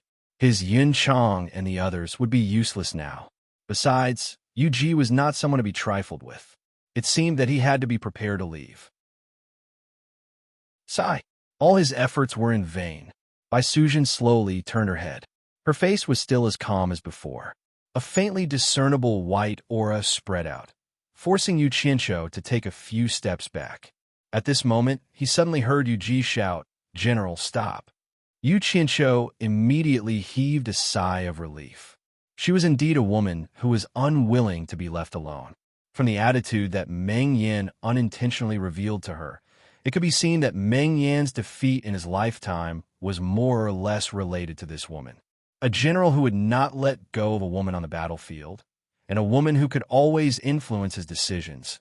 No matter how powerful the general was, it would be difficult for him to always win. However, she was just right for him to use. You're a guest. How can a general treat a guest like this? Yu stood up and held Meng Yan's arm. The latter's murderous aura immediately fell into a gentle embrace and disappeared without a trace. This woman had grasped the essence of playing the hero and the villain. Yu Qianqiu smiled knowingly. He also walked to Bai Sujin's side and held her hand gently. Looking at her familiar face, which had risked her life for him and was envied by the world, he could not say anything more. He said softly, "Sister, please go back." The white gas disappeared and became gentle again. Everything was said without words. Bai Sujin nodded slightly and disappeared without a trace. Yu Qianqiu took a breath and turned around. Meng Yan and Yu were shocked again. They looked at each other. If it was said that they did not notice Bai Sujin's sudden appearance at the beginning, it would be understandable if the two of them were careless. Now that the two of them were paying attention to her, even if it was teleportation, they should be able to roughly estimate where she was going, but Meng Yan suddenly felt that he was a little too reckless just now. This woman's cultivation base at the end of the tribulation was much stronger than his. If he were to make a move, he might really be killed in an instant. He couldn't help but look at Yu again, rejoicing that her words were timely. Of course, the two of them did not know that there was such a thing as a golden bead in the world. "Mr. Yu, is this lady really your sister? I think they look like a couple." Yu covered her mouth and giggled, as if nothing had happened just now. This woman really knew how to liven up the atmosphere. With her appearance in mind, she would be an outstanding social butterfly in his previous life. Yu Qianqiu waved his hand and smiled faintly, without explaining. So what if he called his sister a couple? He called her master and aunt, but in the end, didn't he still become her husband? I'm far worse than that one-armed hero. Hero Jean is a generation apart. This is the gap. Meng Yan was an ambitious and ruthless man, but he wasn't someone who couldn't let go. Moreover, his woman had pretty much resolved the awkward atmosphere, so he bluntly said, "Mr. Yu's sister's cultivation is higher than mine, but I wonder who she is? I'm afraid that not many people will know." Yu Qianqiu leisurely said, "She comes from a place called Utopia. Unfortunately, they're a group of people who don't like to get involved in the mortal world otherwise." He shook his head and said, "If there's a chance, I would like to take you and your wife there." "Oh, I'm looking forward to it." Yu giggled. "It's a piece of cake." Yu Qianqiu waved his hand and said, "Since we've already said it, Yu Qianqiu, will not hide it anymore. Let's start with a villain first, then a gentleman. As I said, please help me with a small matter." "Say it. As long as it's something that I can help with, just say the word." Ghost General also waved his hand generously. Yu Qianqiu smiled and said, "This is a piece of cake for you, General." "Wait." Yu suddenly stopped him and said to Meng Yan with a smile, "Since Mr. Yu said to start with a villain first, then a gentleman, I'm not a gentleman, I'm a woman. Can General let me be a villain again?" Meng Yan frowned in confusion and looked at Yu Qianqiu with an apologetic smile. He turned back and said, "Madam, please speak. I also want to ask Mr. Yu for a favor." Yu smiled brightly. This woman is really hard to deal with. Yu Qianqiu was startled and nodded. "What is it?" "Madam, please speak. As long as it's within my means, I won't hesitate." Yu smiled. "It's something that Mr. has promised." Yu Qianqiu suddenly realized Is it about changing surnames and ruling the world? Does Madam have someone in mind? Why don't you tell me? He thought to himself that it's a pity. In his mind, the pillar of General Sure family is the best candidate for his plan. They have a large business, high influence, and military power, saving him a lot of effort. It seems like his plan will be ruined by this bitch. Unexpectedly, Yuji shook her head and said, "No, I believe Mr. has already guessed that my general has a grudge against the Leaf family. However, the winner is king and the loser is a bandit. No one can say anything and can only say that this is our fate. No matter how unstable the general's heart is, it's already been thousands of years. At least to me, it's already been forgotten. The small favor I want Mr. to help me with is another matter. Does Mr. still keep his promise to bring us to Utopia?" Yu Qianqiu was stunned and said, "That's it." He had to admit that this was indeed a small favor for him. It was too easy, and he could do it now. Furthermore, as long as he was willing, he could guarantee that the two of them could stay in Utopia for the rest of their lives. "That's it." Eugene nodded with a smile. Yu Qianqiu glanced at Meng Yin and realized that he was actually unable to control his excitement. His chest was heaving up and down rapidly. Damn it. This woman's words aren't that simple. I wonder what she's up to. After thinking about it, he really couldn't think of anything wrong. He could only nod and say, "I'll agree." Yuji glanced at Meng Yin and turned around to walk over. She chuckled and said, "Mister, don't agree too quickly. I'm afraid there's something you don't know yet. It won't be too late to agree after I finish speaking. Otherwise, Mister will definitely blame Yuji later. I won't be able to face that."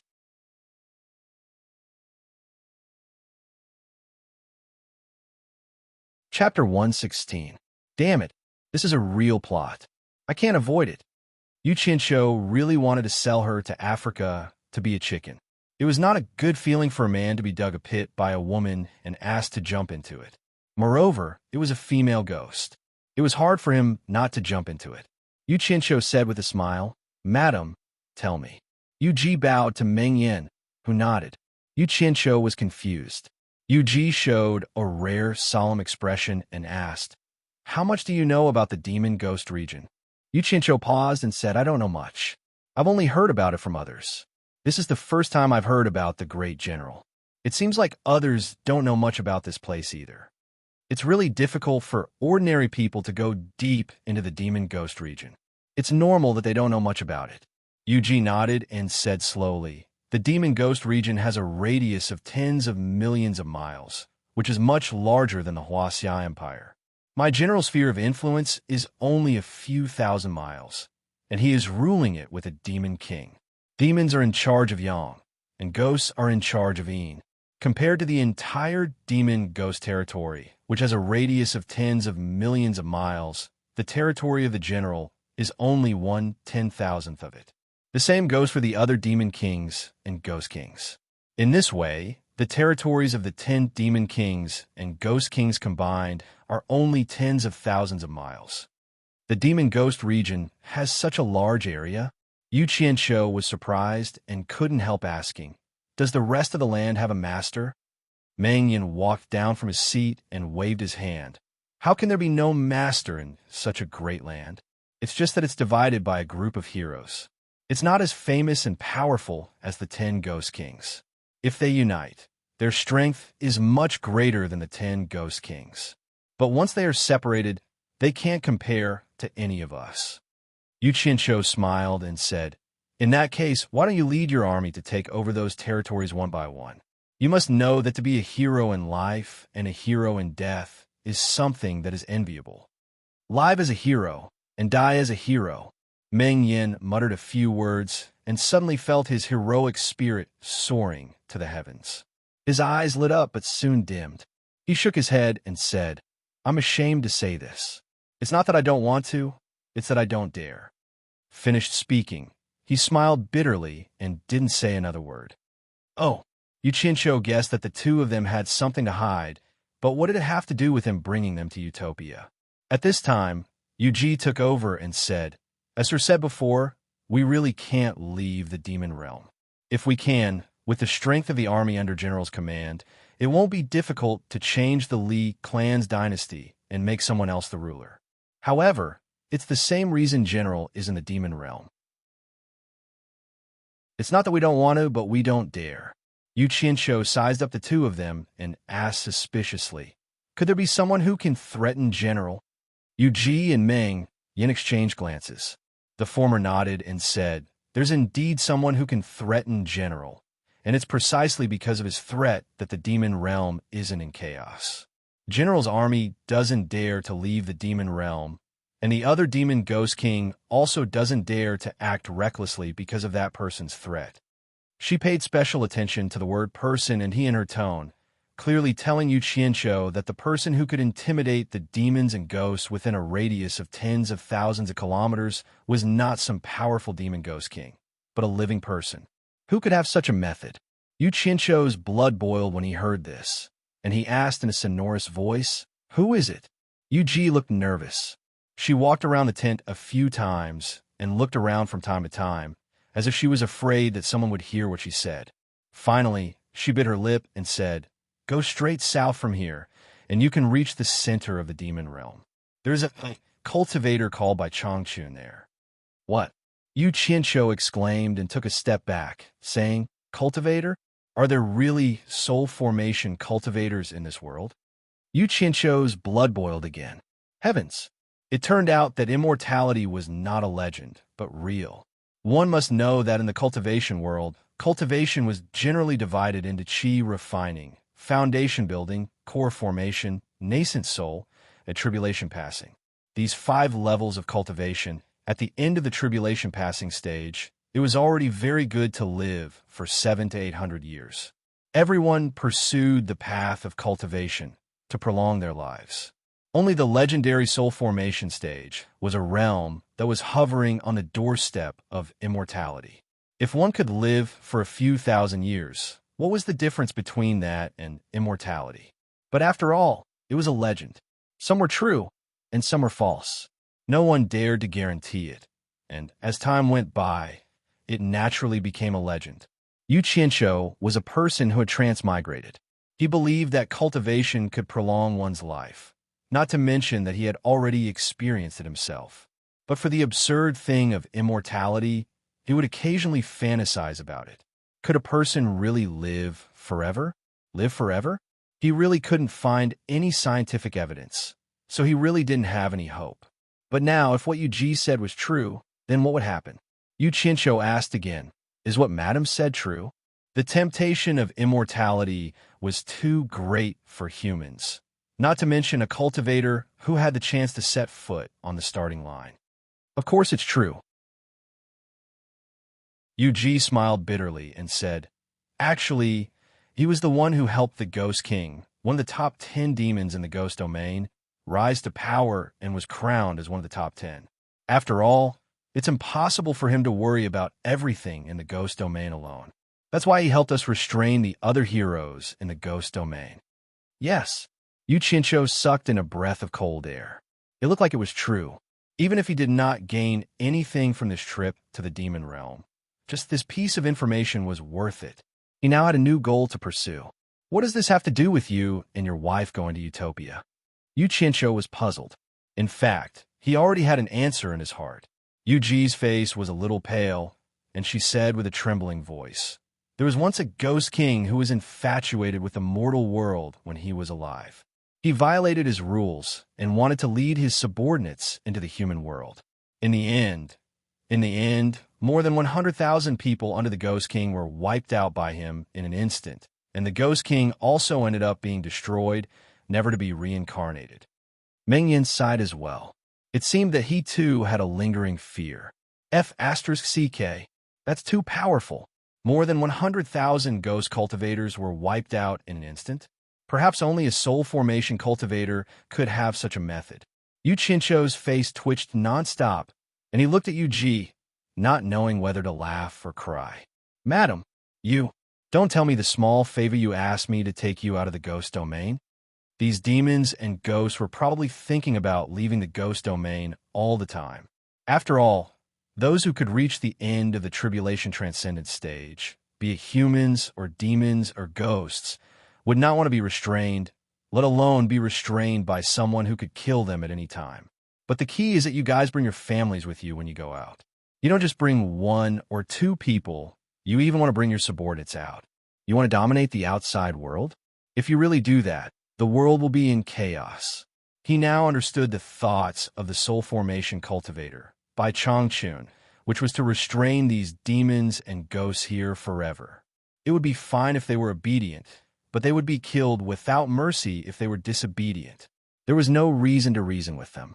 Yuji's expression also recovered at this time, and she smiled sweetly.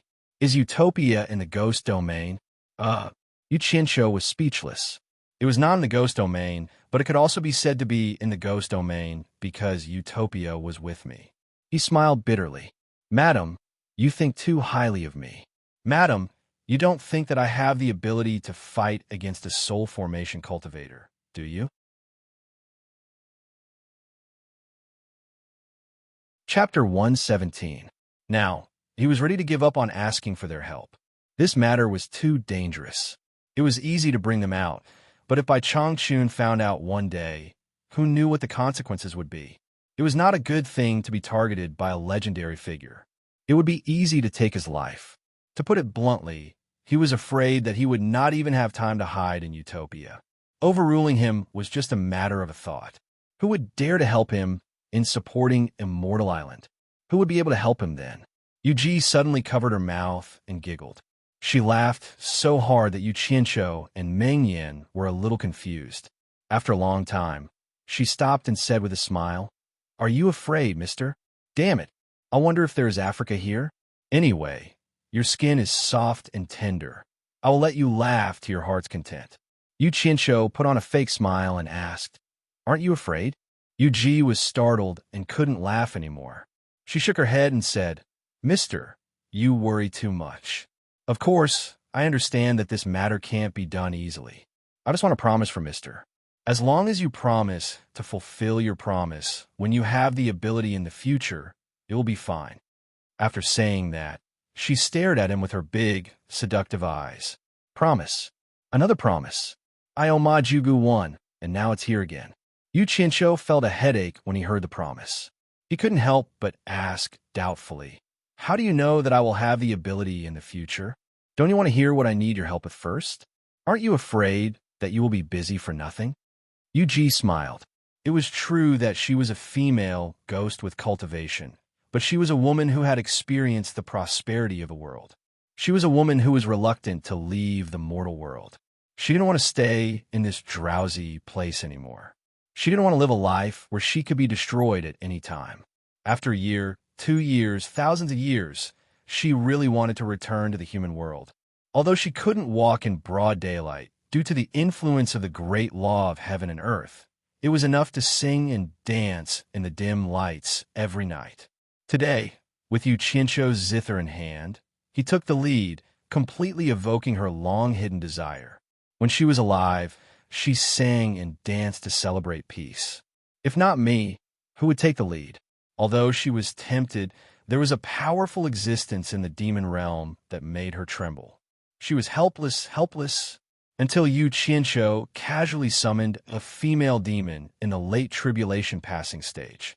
Not only was the demon more beautiful than her, but the most unbearable thing was that while they were in the demon realm, she could leave at will and go wherever she wanted.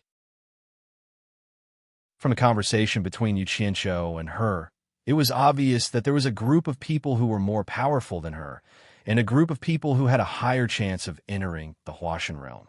Since Yu Qianqiu could easily summon such a figure with such a powerful background, Yuji's heart became active again. This might be an opportunity for her to leave this place that she had hated for thousands of years. No matter whether she could succeed or not, it was better to have hope than to have no hope.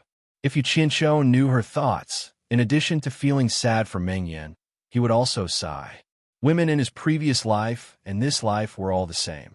Women who were used to wandering around the brothels were too wild and not suitable to be his wife.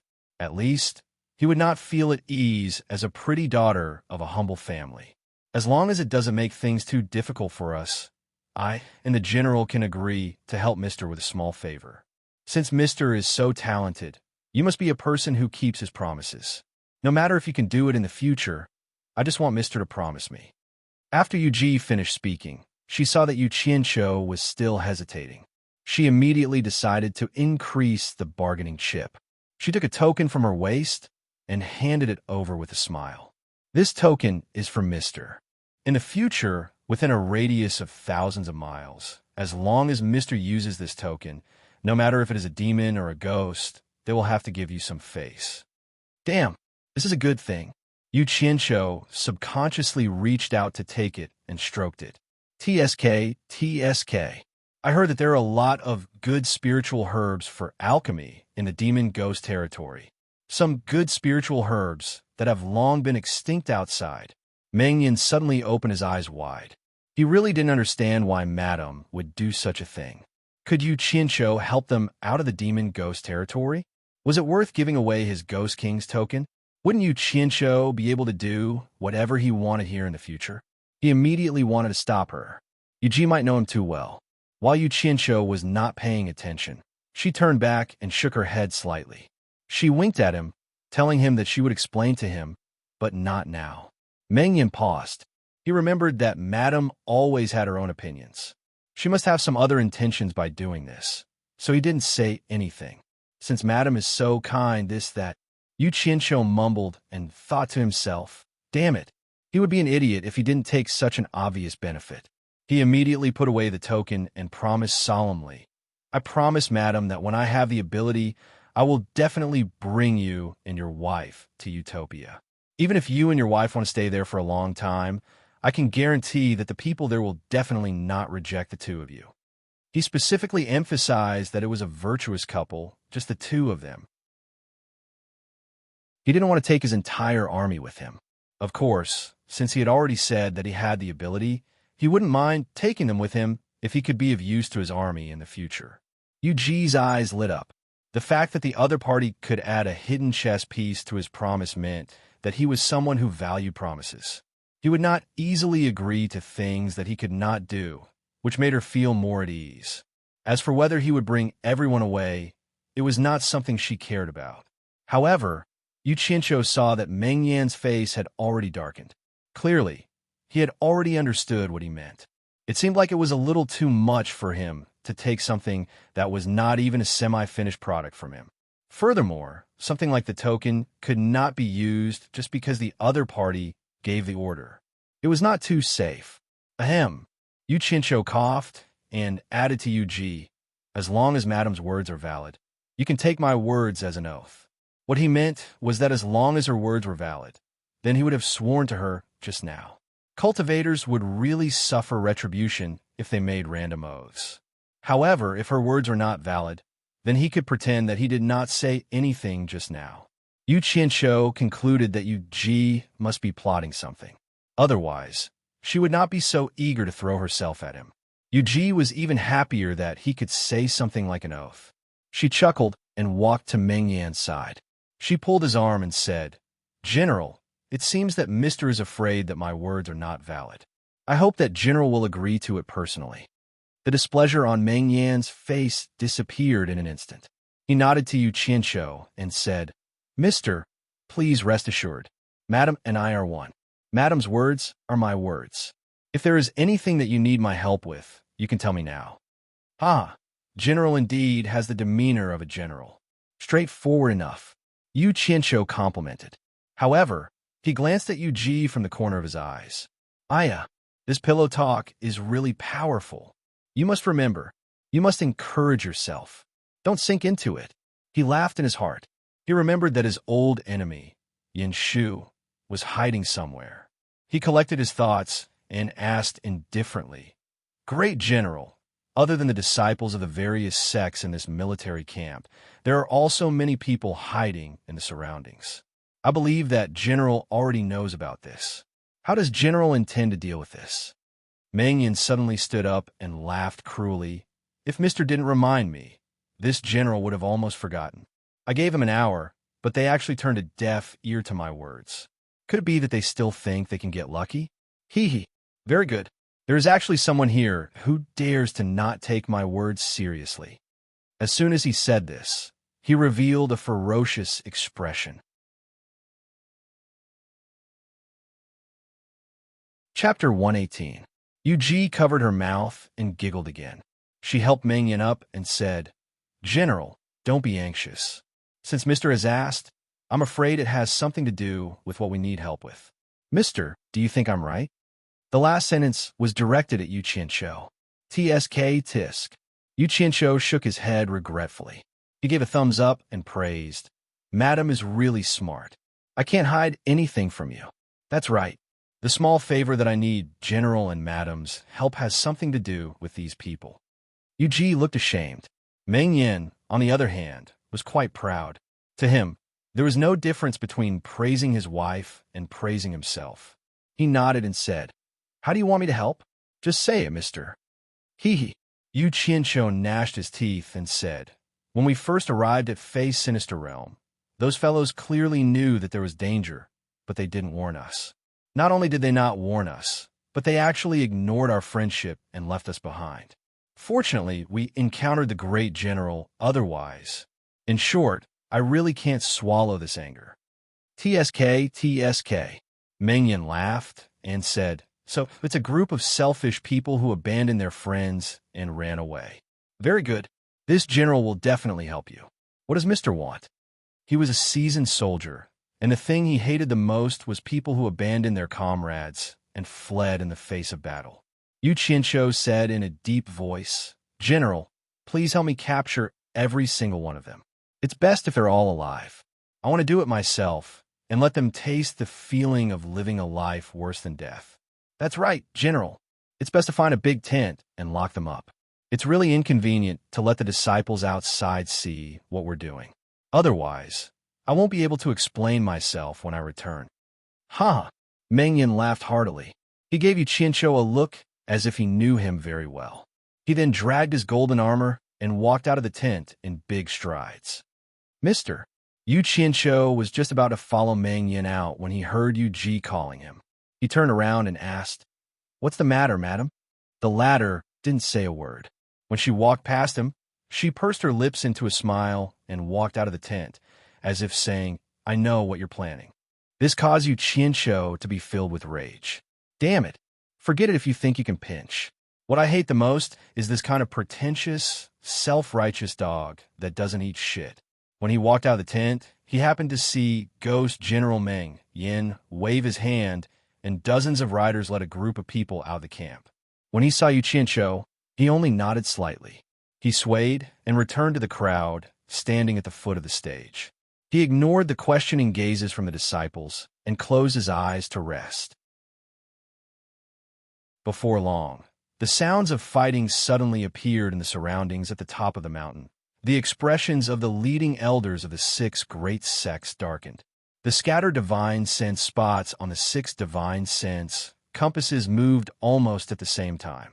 There was no doubt that they were being attacked by an organized group, or else this would not have happened.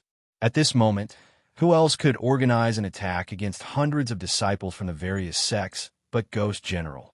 "Dongfang Chang'ao, what do you mean?" Qiu Huiyan asked for his opinion with a gloomy expression. Here, his 10,000 demons and supporting Immortal Island were undoubtedly the absolute leaders of the righteous and evil sections. Their opinions were basically the opinions of the 3 sections.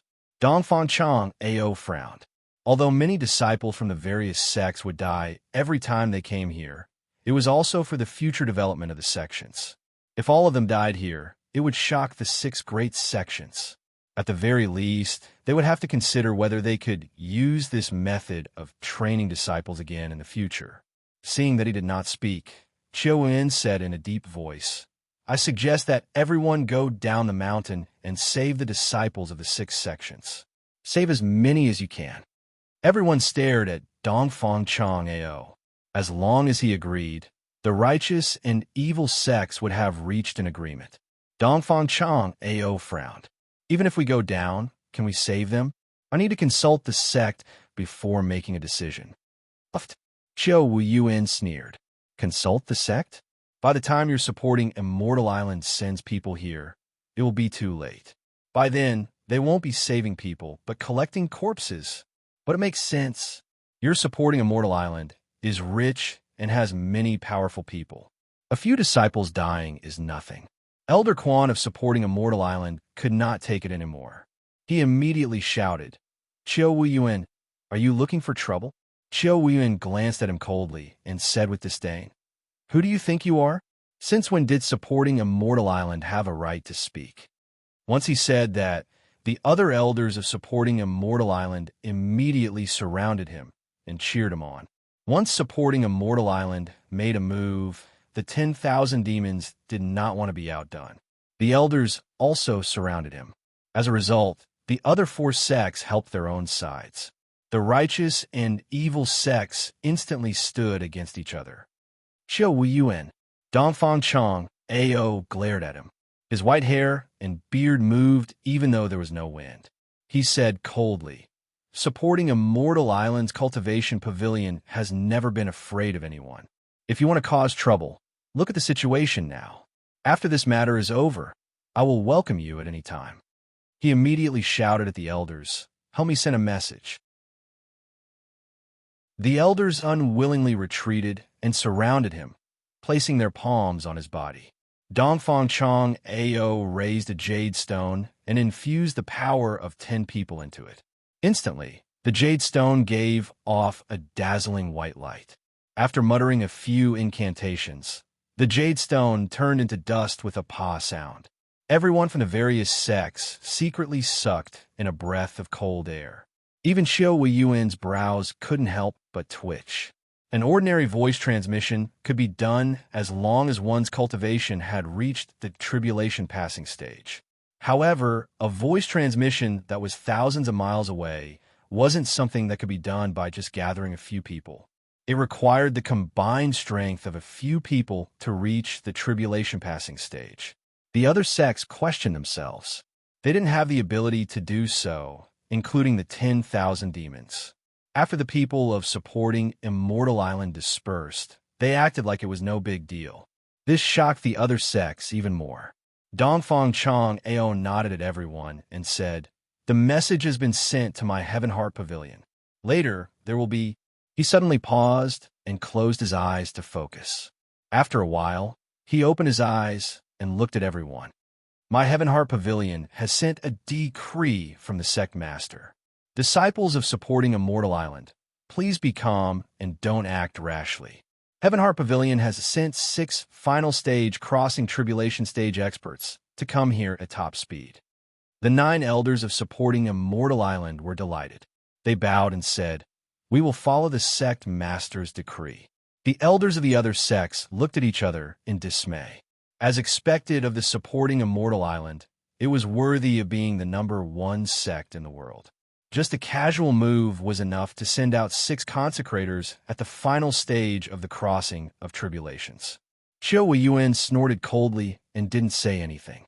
After all, it was unrealistic to rely on the 3 demonic sects to go down the mountain and rescue people without the help of the righteous sections. Moreover, 6 of the supporting Immortal Island's consecrators were coming here at top speed. With their cultivation, they would arrive very soon. Not good. "Everyone look." A Deluo sect elder pointed at the divine sense compass and shouted. Everyone couldn't be bothered with the small conflict that had just happened. They gathered together to watch. The disciples of the various sects who were hiding in the surroundings gathered together. Moreover, the divine sense light spots were dimmer. It was obvious that they were all injured. Ghost General is so powerful. He actually captured all of them. Dongfang Chang'o. Qiu Wen retracted his gaze from the divine sense compass. He raised his head and sneered. Now, all the sects are counting on the 6 consecrators of supporting Immortal Island. I hope they will arrive soon. Otherwise, we will have to collect their corpses.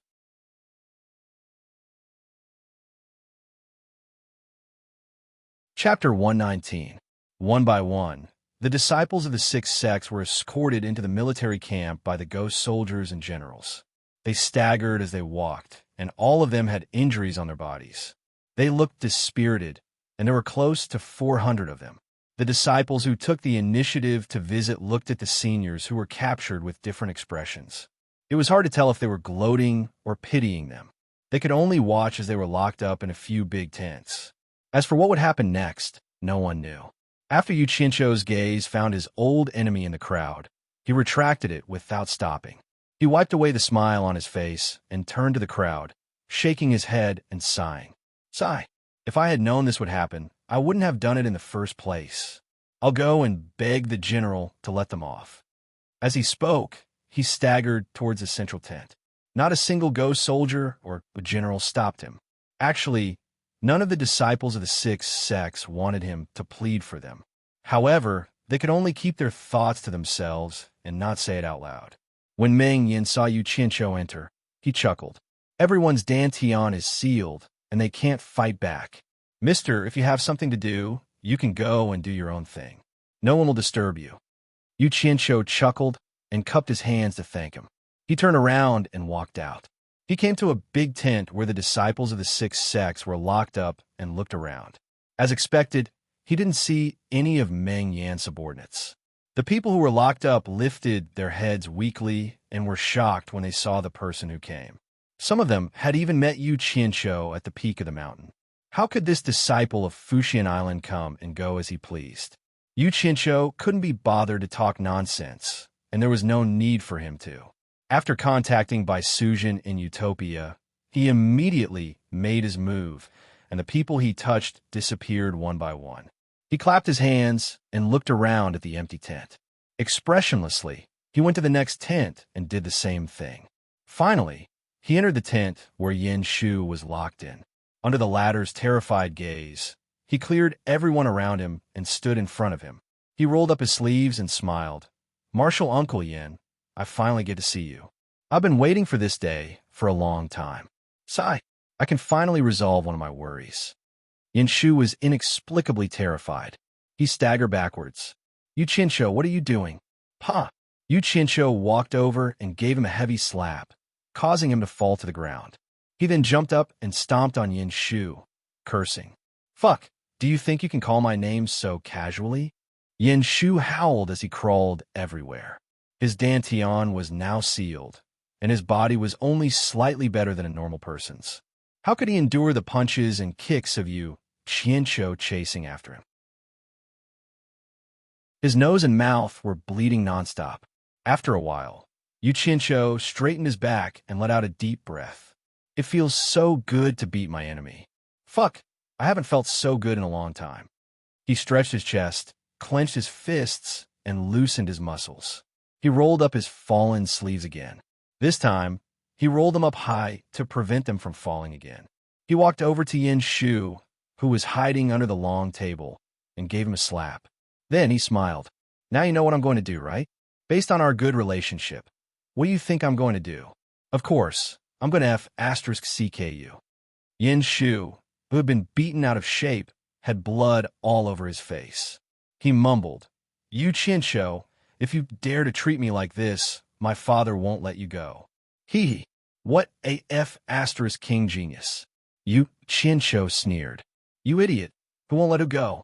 You're already in your 70s or 80s, yet you still bring up your old bastard father to scare people. You better think about what last words you want me to pass on to your father. With a pa sound, Yin Shu's nose was smashed flat. Blood splattered everywhere. Yuchincho's blood-stained hands became even more bloody. Quick, call me father.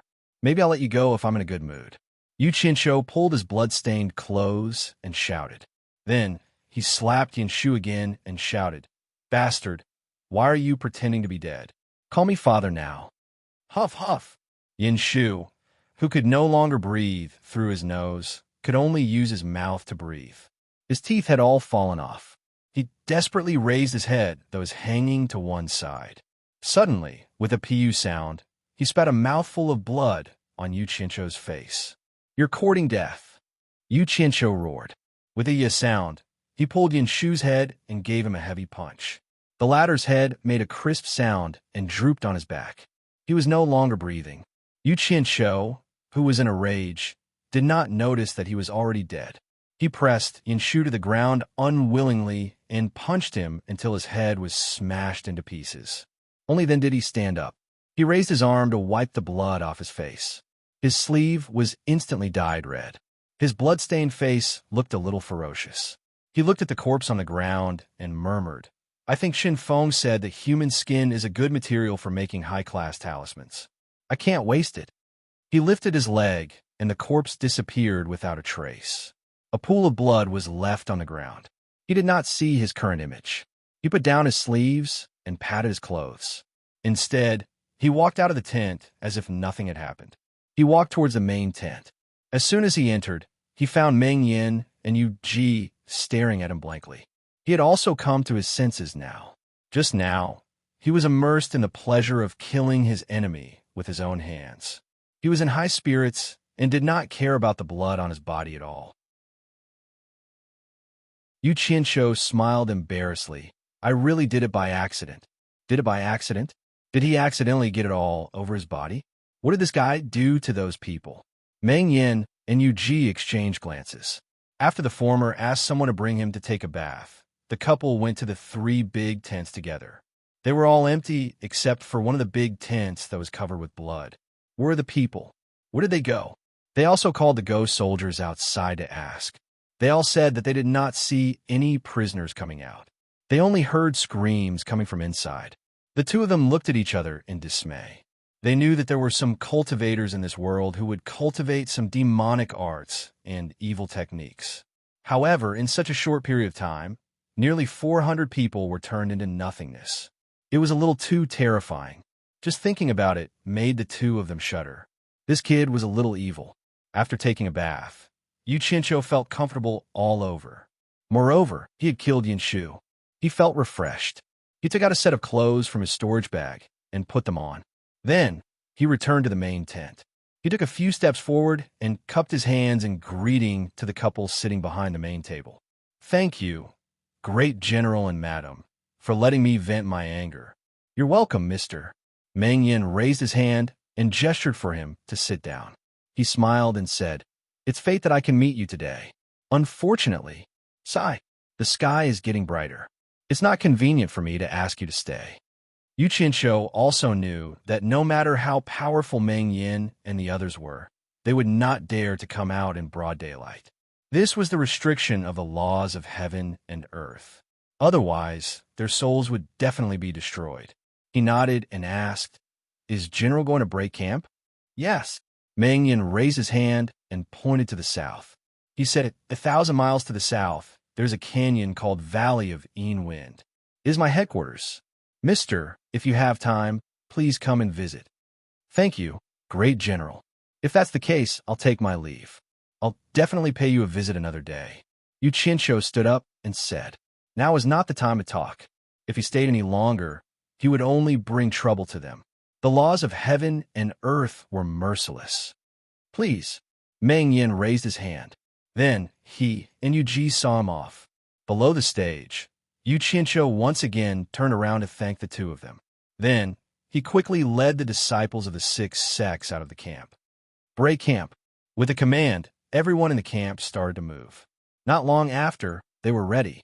The army from the world of spirits and souls disappeared in front of the disciples of the 6 sections. Those disciples from the other sects who were captured were also nowhere to be seen.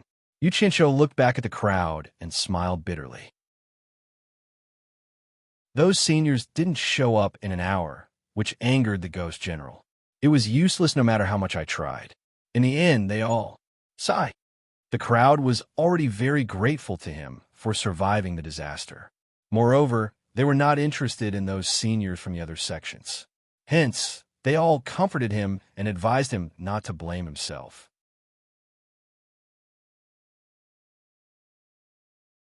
Chapter 120. Yu Qianshou looked at everyone with a bleak expression. He kept shaking his head and blaming himself, but he was complaining in his heart. He wanted to ask the ghost general to help him take these people away, but he still had many things to rely on Fuxian Island to do. Moreover, the old farts on the mountain had a bullish *T divine sense compass. If he went back alone, he would definitely arouse suspicion. However, there were benefits to keeping these people. At least it could prove that the hundreds of disciples from various sects had nothing to do with him. Forget it. It was not bad to get a group of nascent soul and core formation stage cultivators. At least they were stronger than these people who were mostly in the foundation establishment stage. It would save him more energy to help them improve their cultivation. He could think about the rest later. Everyone, brothers and sisters from various sects, please listen to me. Yu Qianqiu seemed to have thought it through instantly. He shouted to everyone, "Everyone disperse. It's only been a day. There's still a long way to go. Everyone, take care." After that, he waved at Ko Xiuhua, the girls, and Gu Qinyan. "Let's go." They nodded and followed him into the depths of the demon ghost region. After walking for a short while, they realized that something was wrong. They looked back and saw a group of female disciples from the Moon Clan not far behind them. Behind them were disciples from various sections. They were following them at a distance that was neither too close nor too far away. It was the first time these people came to the demon ghost region. As for those who had experience, they were all taken into Utopia by Yu Qianqiu. Hearing that they were going to disperse, they immediately felt that something was missing. The demon ghost region before the sky was completely dark, looked gloomy and terrifying. Everyone didn't know where to go. The disciples of the Moon Clan were all women. Subconsciously, they followed Yu Qianqiu, who they thought was strong.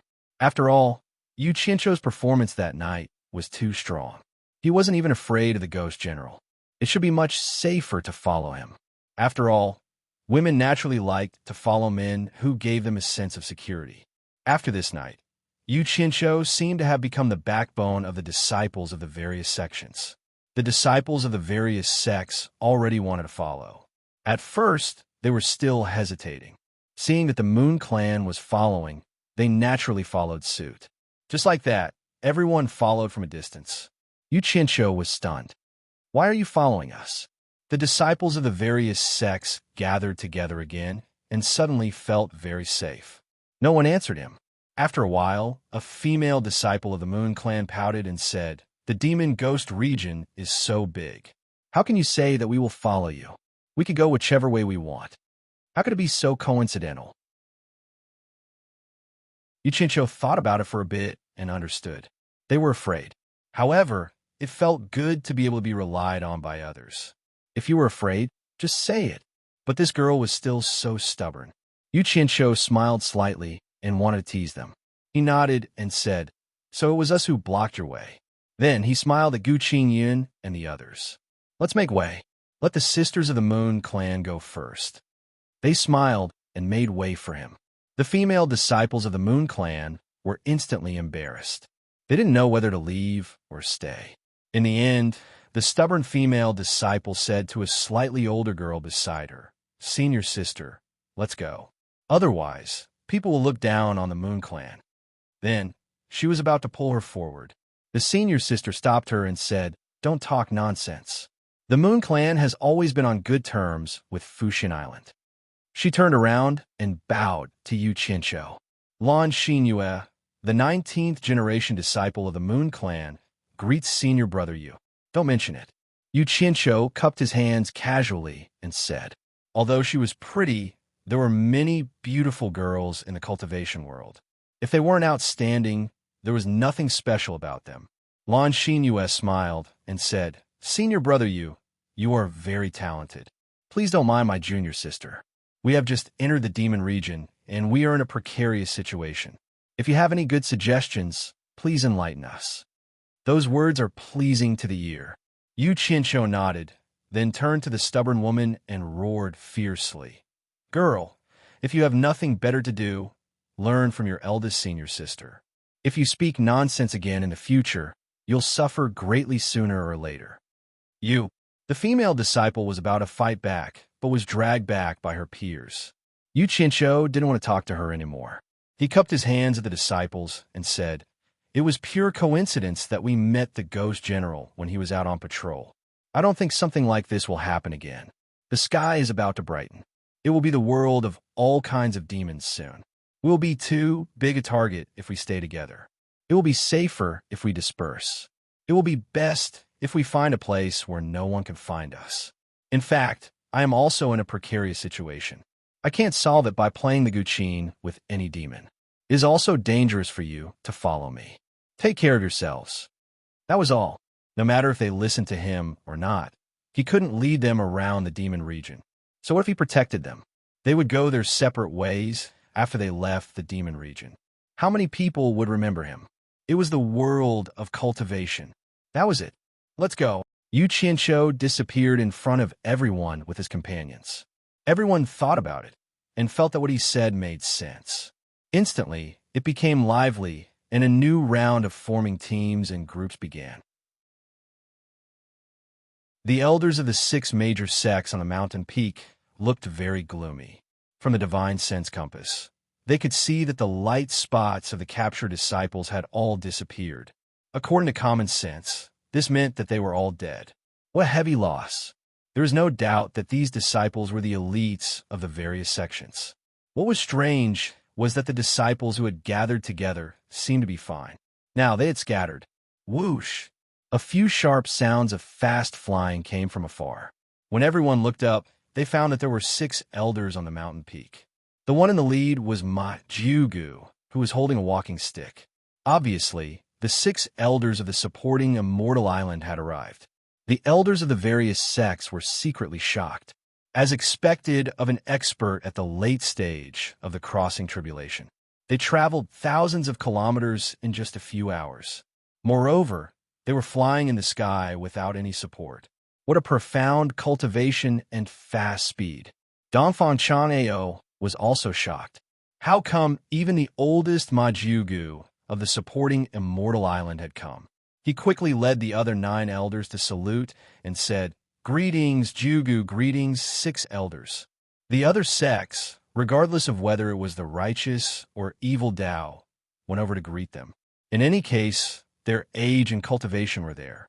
Ma Jugu gently poked him with her walking stick and said in a deep voice, "Chanao, tell me what happened." Donfang Chanao nodded and immediately explained the ins and outs of the matter. After listening, Ma Jugu said in a deep voice, "There's no time to lose. The 6 sects will split up to save people. I will stay with the supporting immortal island. The 5 of you will go to 1 sect each and save as many as you can." The 5 elders and 5 elders behind her agreed. At this moment, even the bad-tempered Qiu Yuan didn't dare to act recklessly in front of these people.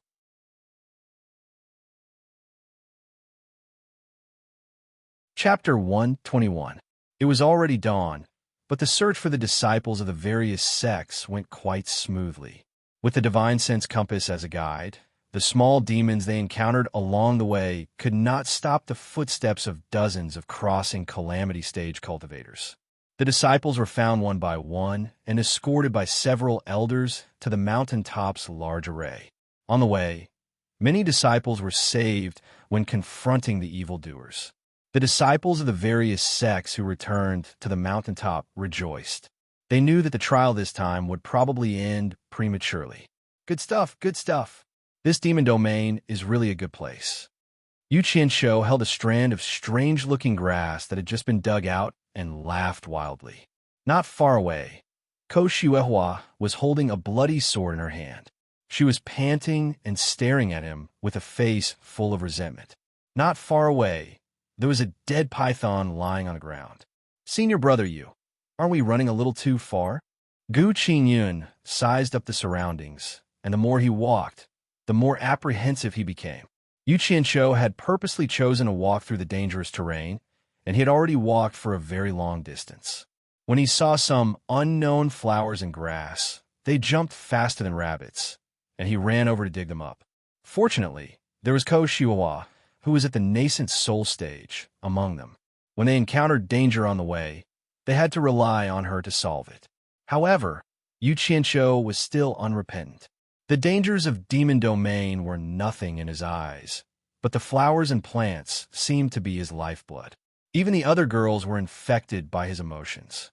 It seemed that demon domain was really nothing. When they saw flowers and plants that they had never seen before, they didn't forget to cheer and remind him. Yu Qianqiu threw the things in his hand into the storage bag and patted Gu Qingyun's shoulder with a smile. "Gu Qingyun, how many times have I told you? From today on, you have to call me boss, not senior brother. Although my cultivation is a little higher than yours, I don't like it. Don't forget what you said before. As long as you can leave Demon Domain alive, you will be mine. Un. We all heard it. We can testify. Xiao Wanxing and the other two girls chuckled along. The three of them had a great time following Yu Qianqiu, but they didn't know that Ko Shihuahua, who had been in danger along the way, had suffered. They only knew how to cheer for Ko Shihuahua. Gu Qingyun smiled bitterly. Yu Qianqiu never forgot to remind him of that matter, and it seemed like he really took it seriously. What should he say? And he was also more rational than the three girls. They hadn't met any powerful demons yet, so Ko Shihuahua could still deal with them. But if Yu Qianqiu continued to act like this, sooner or later, he would cause a disaster. But what could he do about the other party's current prestige being too high? All the girls listened to his words, while his words carried little weight, and he was alone. Ayaya! Yu Qianqiu suddenly pointed at a mountain not far away that was shrouded in mist. He sighed and said, "Mist of spiritual qi, wind blowing endlessly. What a place with abundant spiritual qi. There must be something unusual over there. Let's go and take a look." "No, there's something wrong in front. I'm afraid there's some powerful demon." Ko Shihuahua suddenly stopped him. She pulled a strand of hair that was messed up because of the fight to the back of her ear. Her eyes stared at the place that Yu Qianqiu pointed out. Compared to the surroundings, there were rare tall trees and dense forests. Furthermore, there was no sound at all. She had already noticed that place. Based on her intuition, it must be very dangerous. Gu Qingyin also felt that something was wrong. Along the way, they could hear some strange and terrifying cries. Why was there no sound at all when they got close? It was too quiet. He couldn't help but nod and said, "Grandmaster Ko is right. Senior Marshal Brother Yu, let's take a detour."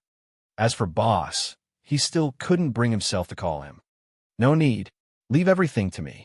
I'll make sure you'll be fine," Yu Qianqiu said and took the lead. The three girls exchanged glances. Someone had veto power. His objection was invalid. Thus, they happily followed him. Blind worship. Ko Shihuahua and Gu Qingyun looked at each other and shook their heads with a bitter smile. They had no choice but to follow him. The mountains were empty, and the trees were tall and dense.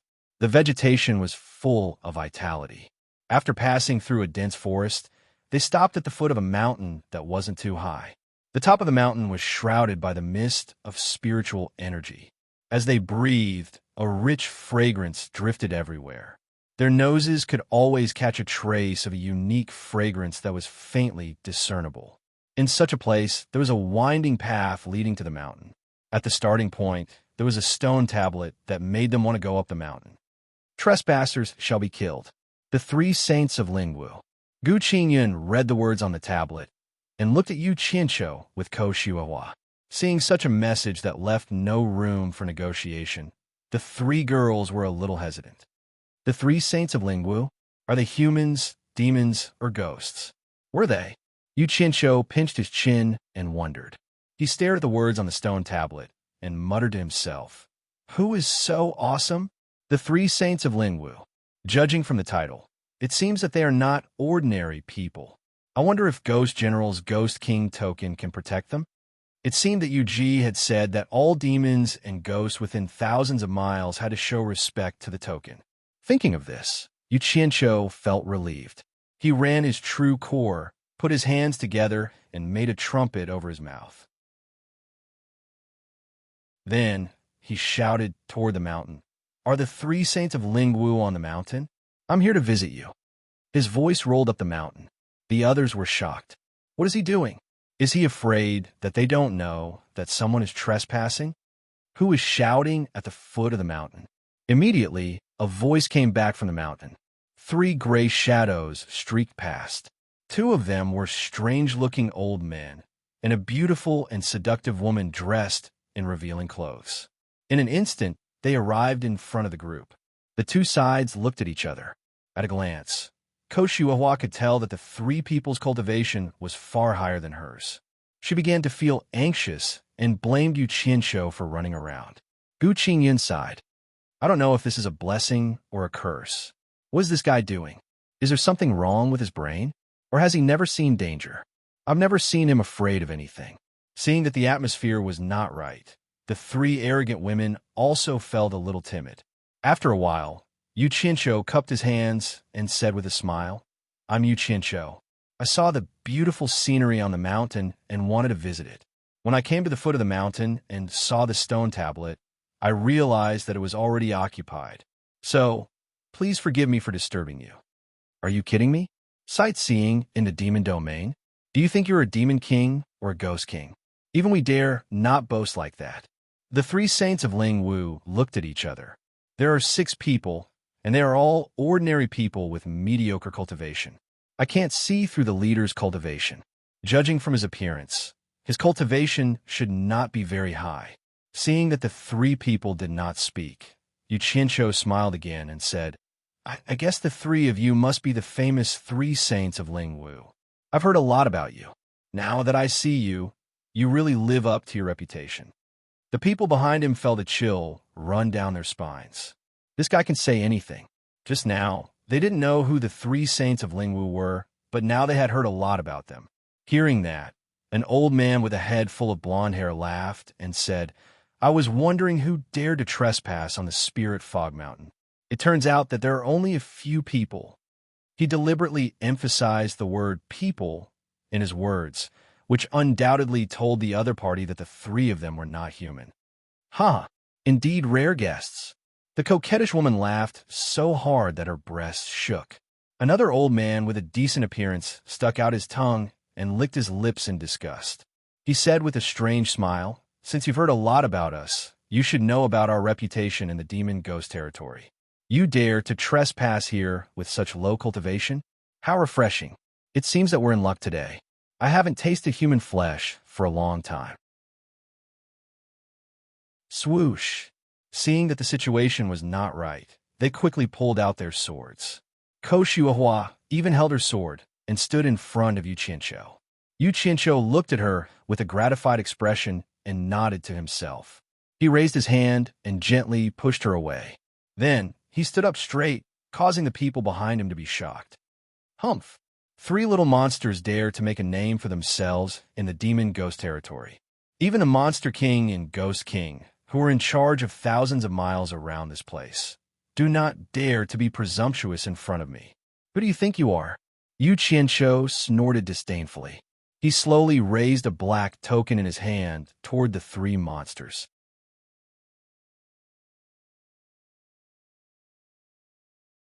Chapter 122. He, ignorant junior, speaking such arrogant words. Since you want to die quickly, gah! The yellow-haired old monster's words came to an abrupt halt, and his eyes widened to the size of an egg. The other 2 monsters also widened their eyes and held their breaths. They stared at the token in Yu Qianqiu's hand, and the smile and arrogance on their faces instantly disappeared. There was nothing superfluous on the dark token. On the reverse was the word order, which was held in Yu Qianqiu's palm. On the front was a pair of deep eyes. If one were to look at it carefully, they would find that there was a kind of bewitching feeling that was difficult to shake off, and their attention would be drawn to it. The 3 monsters shook their heads, and with great difficulty, they shifted their attention away from the token. They didn't dare to look at it again, and their faces instantly turned pale. The coquettish woman said in a trembling voice, Ghost, King, Token. Yu Qianqiu's face was as dark as still water, and he slowly put away the token. Suddenly, an imposing aura burst out from his body, covering the 3 trembling monsters. This kind of imposing aura was unique to those who had long controlled the life and death of others. It was not something that could be faked. The 3 no longer dared to doubt that he was making things up and using the Demon King and the Ghost King as a shield. They couldn't help but subconsciously take a step back. The coquettish woman's lips moved, and she wanted to say something. Just as she raised her head, she saw a pair of cold and emotionless eyes looking at her like she was an ant, as if he could crush her at any time. It was the same gaze as the Ghost King's token, indifferent to everything. She was so scared that she lowered her head again, and her body trembled even more. The 3 monsters secretly wanted to slap themselves. They clearly knew that they couldn't see through the other party's cultivation, but they didn't know to be more cautious. They didn't even think about it. If the other party didn't have any strength, would he dare to wander around the demon domain like this? Ko Shuehua and the rest were dumbfounded. Just a moment ago, he was so arrogant, saying that he wanted to eat their meat. But now, he was like a mouse that had seen a cat. He was so frightened by Yu Qianqiu that he didn't even dare to raise his head. They didn't see the token in Yu Qianqiu's hand, and they didn't hear what the coquettish woman said. All they saw was Yu Qianqiu pushing the three freaks away. They guessed that he was holding something in his hand that scared the three freaks. The swords in the hands of Xiao Wanqing and the other two girls slowly drooped down. They had always blindly worshipped Yu Qianqiu. Along the way, they had never had the chance to see him unleash his power. Who would have thought that once he unleashed his power, even Ko Shuehua would be afraid of a demon that she couldn't deal with? Then, they looked at Yu Qianqiu's back. He was as lofty as a mountain and as deep as an abyss. It gave them a sense of security. The eyes of the three girls lit up, filled with little stars. What? You don't want to eat my meat anymore? Yu Qianqiu's voice was like the cold air in 10,000 years of ice. There wasn't the slightest emotion in it, which made the people behind him tense up. The strange thing was that the three freaks were shocked by his words at first. Then, they lowered their heads and exchanged glances. They calmed down. Yu Qianqiu suddenly saw a trace of fierceness in the eyes of the three freaks, as if they were ready to do something big. Yu Qianqiu's heart shuddered. He thought to himself, "Damn it, I've been too pretentious.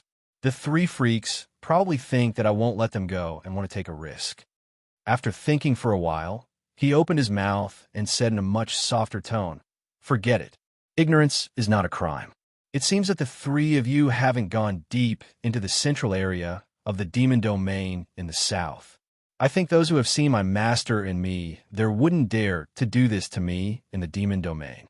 Even the demon king and the ghost king wouldn't dare to do this to me even if they had 10,000 guts." The three freaks were shocked again, and their eyes were full of shock. His master was in the central area of the demon domain. There was indeed a person in the legend of that place. It was a person that the demon ghosts in the demon domain didn't even dare to mention. Most of the demon ghosts with low cultivation didn't even know about it. How could he know? There was only one possibility left. His master might really be that person. Otherwise, how could the ghost general give the ghost king's token to an ordinary person? It was just that he had never heard of that person having a disciple. Suddenly, the coquettish woman bit her lip and bowed. She deliberately pretended to not understand and asked, "May I know who your master is? Can you tell us so that we can broaden our horizons?" The other two freaks also looked at her in agreement. Damn it, none of the beautiful women in this place are simple. But no matter how smart you are, you still have to drink the water that I wash my feet with. Yu Qianqiu glanced at her and sighed leisurely. You are really three inexperienced little freaks. Fine, I'll tell you my master's name, so that you can broaden your horizons and know who you can't afford to offend. The three freaks respectfully said yes again and again. My master's surname is... Bye. Shut up. Yu Qianqiu suddenly changed his tone and shouted. He seemed to think of something and didn't forget to glance at the people behind him. Then he turned back and said coldly, "Do you think my master's name is something that you can casually inquire about?" The three freaks looked at each other. Sure enough, his surname was Bai. In this demon domain, only one person with the surname Bai was qualified to live in the center of the demon domain. That was Bai Changchun, who had already reached the soul formation stage. It just so happened that Yu Qianqiu's action fell into the eyes of the three freaks. It seemed that he didn't want the people around him to know who his master was, so he told them to shut up. If it wasn't that his master was aloof from the world, why would he worry about his master's name being known by others? We were wrong. Mister, please don't be angry. We don't dare to inquire about your master's name anymore. The three freaks did want to kill him, but now they were so scared that they knelt down and kowtowed, begging for mercy. They didn't dare to have any improper thoughts anymore. What a joke. Anyone who knew Bai Changchun would know that he was famous for being cold-blooded and ruthless. He could do anything he wanted with a flip of his hand. As long as he was unhappy, there was no other way to reason with him.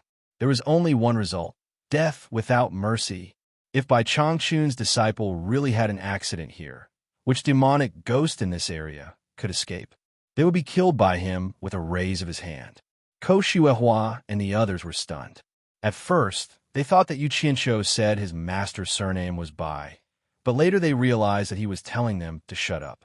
It must be that he was deliberately mystifying to scare the three freaks. Otherwise, even if he said Elder Guan's name, few people in the demon domain would know. Yu Qianqiu was very happy. Bai Changchun's name was really useful in this area. When the three freaks were almost done kowtowing, he waved his hand indifferently and said, "Forget it. I'm not a person who is calculative. Since I said that those who don't know are not guilty, the three of you can be at ease. Get up. Don't make me unhappy again, or there won't be a next time." The three freaks crawled up obediently and stood by his side, waiting for his orders. "Don't be nervous." Yu Qianqiu patted the yellow-haired old freak's shoulder and looked around with a smile. "Look at the spiritual mist. It does have the taste of the misty rain in the Jiangnan area. The scenery is unique. Let us up the mountain to have a look." The three freaks quickly bowed and led the way. However, they heard Yu Qianqiu whisper behind them, "If there's a chance, I could bring my master here to have a look." When the three demons in front heard this, their minds were in a daze. They staggered and almost fell to the ground in fright. The three freaks exchanged glances and smiled bitterly. "My ancestors, it's troublesome enough for you to come. Don't bring your master here. If your master comes and doesn't like us, he can casually raise his hand, and we don't know if we will have a next life." However, they couldn't say no. Bai Changchun is not welcome. If this gets out, how can I survive in the demon domain?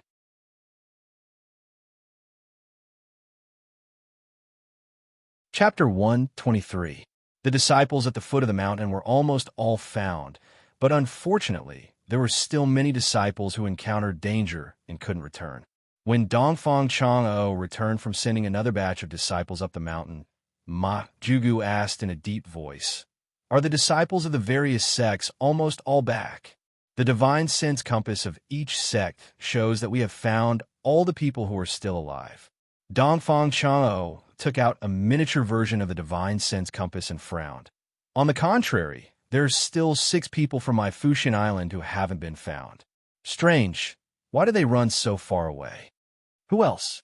Ma Jiugu's eyebrows twitched unconsciously. She personally followed the elders of Fuxian Island to search, but she didn't see Yu Qianqiu. She was afraid that he had already met with misfortune, but she still hoped that he was among the remaining 6 people. Dongfang Chang Ao stared at the light dots on the divine sense compass and answered, "1 disciple each from the cultivation pavilion, alchemy pavilion, and Enran pavilion, as well as 3 disciples from the 10,000 fragrance garden." Elder Quan and Elder Sun glanced at the divine sense compass and sighed in their hearts. This kid is really restless. Why did he run so far away? At this moment, several figures flashed over and called out, "Jugu." They were the 4 consecrators of Fuxian Island, and the last one was left to guard the mountain peak. Ma Jugu looked at them and said, "My Fuxian Island still has 6 disciples who are still alive and haven't returned. We can't abandon them." "Of course," one of the consecrators replied, and the other 3 nodded. "Ha!" A hearty laughter came from afar. "Last night, I heard that Brother Meng came here to welcome guests. Today there are guests, so how can I, Aoli, dare to slack off? I especially came to greet the honored guests." "Who is Aoli?" Everyone was slightly startled. Judging from the voice, the cultivation of the person who came was not weaker than them. However, Ma Jugu's expression became a bit excited. Her drooping eyelids suddenly opened, and she stared at the source of the voice. Not long after, they saw a soft palanquin made of green vines, carried by 4 bearers, walking in the air. It seemed to be moving very slowly, but it soon landed in front of everyone. These 4 bearers had very high cultivation to be able to walk in the air. Who is it that could make people like them carry the palanquin? Everyone from the supporting immortal island stared at the figure behind the veil, wondering who it was. The four porters lifted the palanquin off their shoulders and placed it securely on the ground. The one in front turned around and lifted the veil on the palanquin, revealing the true face of the person inside. A middle-aged man dressed in a green, scholarly robe that seemed to have been washed to the point that it was a little pale. He gently waved a folding fan as he lazily reclined on the soft sedan chair. As the veil was pulled up, the man gradually stood up. His black hair was tied at the top of his head.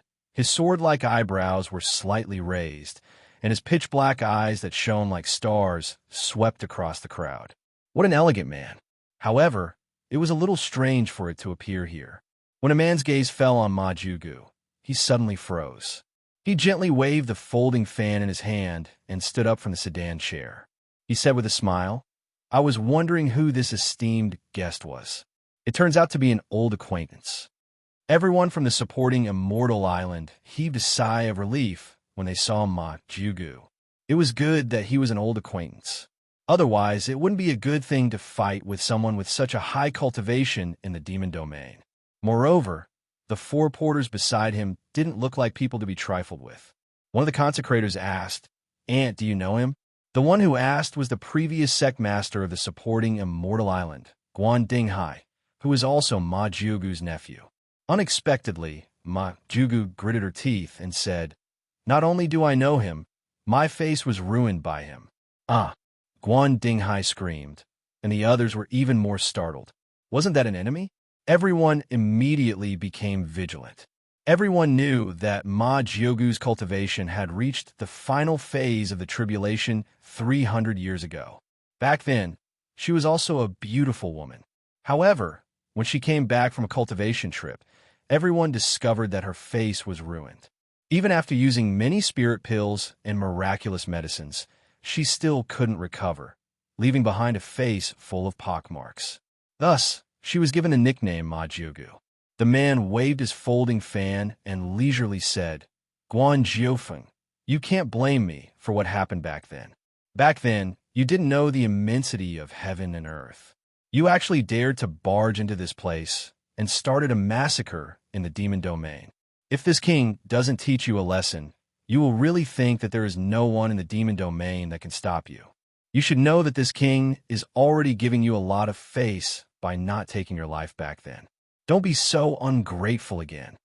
Ma Jugu was old, but which woman didn't cherish their appearance? Not to mention, she was a beautiful woman back then, and having her face ruined was worse than killing her. Recalling the past and seeing her enemy again, Ma Jugu couldn't help but tremble with anger. "Aunt, who is this person?" Guan Dinghai couldn't help but ask after seeing that Ma Jugu dared to call herself this king. Hearing her nephew's question, Ma Jugu calmed down and revealed a mocking expression. She sneered and said, "Dinghai, don't be fooled by this person's human appearance. He is actually a fox spirit. He is clearly a demon, but he still imitates humans and pretends to be refined." This demon is the local demon monarch, Aoli. Demon monarch, Aoli? Everyone was startled. They didn't expect this scholarly man to be one of the 10 famous demon monarchs in the demon domain. They didn't see the Ghost King, but they did see a demon monarch. It seemed it would be difficult for them to settle this peacefully today. No matter how well-mannered this woman was, once she truly hated someone, it was inevitable for her to be a bit sarcastic. Aoli's expression immediately changed upon hearing this. Ma Jugu's words had indeed poked at a sore spot. Although he was a demon, he was extremely envious of the elegant and refined men in the mortal world and imitated their habits in every aspect. Aoli put away his folding fan and sneered, "Guan Jiufeng, seeing that you are an acquaintance, I originally wanted to let you all live, but you don't care about our past relationship. Since that's the case, then all of you can stay here for this king. Chang Ao, the 10 of you retreat," shouted Ma Jugu. With the strength of Dongfang Chang Ao's group, they weren't qualified to participate in this battle. With that said, Ma Jugu seemed to instantly become younger. The demon slayer staff in her hand turned into a streak of light that shot towards Aoli's face. Aoli coldly snorted and lightly waved his folding fan, sending the Demon Slayer staff flying. As soon as the main character made a move, the people on both sides immediately released their auras. With so many people's auras condensing together, they immediately formed a powerful pressure in the surroundings. The surrounding vegetation and rocks were blown away, and the birds and beasts that couldn't escape in time were turned into a bloody mist. The area within a kilometer was immediately cleared. The distant Dongfang Chang Ao's group was startled. They were truly worthy of being late, transcending tribulation experts. Before they even made a move, just their auras were already astonishing. Suddenly, Ma Jiugu, Ao Li, and the others coughed up a mouthful of blood.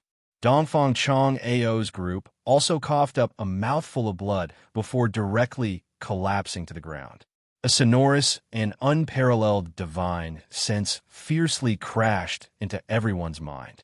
No one could withstand this blow, and they were all injured in an instant. Who? Ma Jiugu shouted with her mouth full of blood. She staggered back with Guan Dinghai and the others. Their faces were filled with bewilderment. This was too terrifying. Even with their cultivation, they could not block the attack of a divine sense. Ao Li and the others also staggered back. Their arrogance from a moment ago disappeared without a trace, replaced with fear and unease.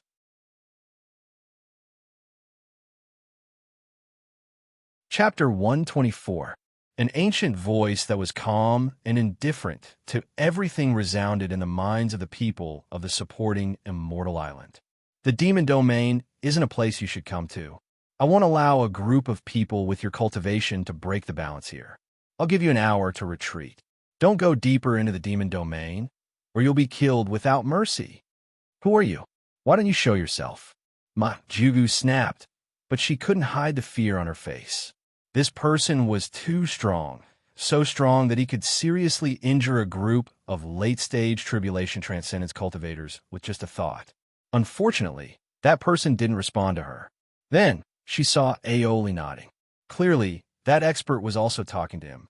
After a while, Aoli said to his four subordinates in a flustered tone, "Let's go back." After saying that, he took the lead and flew away, followed by the four people. As for the palanquin, made of green vines, it had long been blown apart by the shockwave. Everyone from supporting Immortal Island was silent when they saw the arrogant Aoli retreat. Guan Dinghai suddenly thought of an impossible possibility and exclaimed, "Could it be the soul formation stage?" Everyone was shocked. That's right. Who else could have such strength besides the legendary soul formation stage? But it was unbelievable. If they hadn't experienced it themselves, they wouldn't have believed that a soul formation stage cultivator existed. Ma Jiugu said in a deep voice, "He gave us half an hour. Let's return to the peak first." The five elders flashed to Dongfang Chang Ao's side. Each of them picked up two people and quickly flew to the peak. The elders on the mountain were shocked when they saw the people flying over. Regardless of whether they were righteous or evil, they were so shocked that they couldn't close their mouths after seeing the situation clearly. Supporting Immortal Island's Dongfang Chang Ao and the other elders were unconscious, while the five consecrators' faces were pale and there were traces of blood at the corner of their mouths. The elder who stayed on the mountain was called Lu Qing. When he saw this scene, he couldn't help but ask, "Jiugu, what happened?" "Lu Qing, there's no need to say anything. Help them heal first." Ma Jiugu pointed at Dongfang Chang, Ao, and the other elders on the ground. She and the other four elders sat down cross-legged. The elders of the other sects looked at each other with bewilderment on their faces. What exactly did they encounter at the foot of the mountain? Even the five consecrators at the final stage of the crossing tribulation stage were injured. It was simply unbelievable. They all cast their gazes towards the foot of the mountain, but unfortunately, they could not see anything. After a long time, the five consecrators stood up one after another. After a while, the 10 elders also slowly woke up. Dongfang Chang'o opened his eyes and shouted, "Amazing, I didn't expect such a person to be hiding in the demon region." Ma Jiugu immediately shouted, "Chang Ao, don't talk nonsense." The former looked around and realized that he had returned to the top of the mountain. The people from the various sects were all here. He quickly shut his mouth and got up, standing to the side. The elders of the other sects exchanged glances and were shocked. Although the supporting Immortal Island wanted to hide something, they could tell from Dongfang Chang'ao's words that the people of the supporting Immortal Island met a person at the foot of the mountain. Moreover, it was a person who could injure 5 consecrators and 10 elders of the supporting Immortal Island by himself. If Dongfang Chang'ao wasn't talking nonsense, then this person was a little too terrifying. The demon region was indeed not a good place. Chang'ao, can you see if the 6 disciples are still alive? Guandinghai asked. Dongfang Chang'ao nodded and took out the compass. He made a hand seal and placed it in front of everyone. The 6 divine sense lights on the compass were still bright. Looking at the distance between them, it was obvious that they were gathered together. Guandinghai asked again, "Do you know who these 6 people are?" For the sake of these 6 people, the group of old fellows was covered in dirt. If they didn't know who they were, it would be hard for them to convince themselves. Elder Quan and Elder Sun looked at each other. Guandinghai was their master. Elder Quan took a step forward and said, "Master, I know who these 6 people are. They're Gu Qingyun of the Cultivation Pavilion, Xiao Wanqing of the Enron Pavilion, Ko Xiua, Murong Xian, Mei Yinhong of the Myriad Fragrance Garden, and the last one is, why are you stuttering? There are only 5 of them. Who is the last one?" Guandinghai turned around and reprimanded his disciple. Elder Quan was hesitating whether he should remind his master that it was his son's disciple or not. Seeing that his master was unhappy, he simply said, "The last one is the only direct disciple of Senior Marshal Brother Guan of the Alchemy Pavilion. His name is Yu Qianqiu." Mighty Marshal's direct disciple? When did he accept a disciple? Guandinghai was stunned. He knew his son too well. How could his son be a master? He was simply misleading his disciples. "Is it Yu Qianqiu?" Ma Jugu suddenly sighed and said, "I met this disciple in the mulberry garden. Even I didn't expect Mighty Marshal to accept such an outstanding disciple. Sigh, fortune favors fools." Guandinghai was even more shocked. Just how outstanding was his son's disciple? Even his aunt, who usually didn't praise others, was full of praise for him. He really wanted to see for himself. There were less than 800 disciples left on the mountain peak. Originally, there were only 1 or 2 people whispering to each other when they heard Yu Qianqiu's name. However, it didn't take long for all the disciples of the various sects to be talking about him. It was as if they all knew him, and their words were filled with admiration and praise. This scene was a bit unbelievable to the elders. 10,000 demons of Xiu Wu Yuan had met Yu Qianqiu once before. First, he heard Ma Jugu's praise, and now he heard the other disciples' praise. He had never seen such a situation. When had he ever seen disciples from both the righteous and demonic paths praise the same person at the same time? Xiu Wuyan had a bad temper, but usually people with bad tempers were more impatient. For a moment, he was itching to be praised by everyone.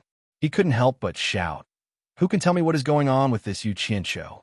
The first to respond to him were naturally his disciples from 10,000 demons. After several disciples came to him and saluted him, they began to talk about the legendary story of Yu Qianqiu. Perhaps some people thought that their stories were not appropriate, or they thought that they had missed the content, or something else. First, more and more disciples from 10,000 demons surrounded him, and then disciples from other sects joined in. Everyone started with how Yu Qianqiu faced Ghost General's army, how he led his people to break into Ghost General's camp, how he did not budge when Ghost General's generals reprimanded him, and how he did not kneel. Instead, he talked and laughed in front of Ghost General and his subordinates. There is also the story of how Ghost General was subdued by Yu Qianqiu's song. The soldiers under him shouted in unison, "Mr. Yu is a great talent."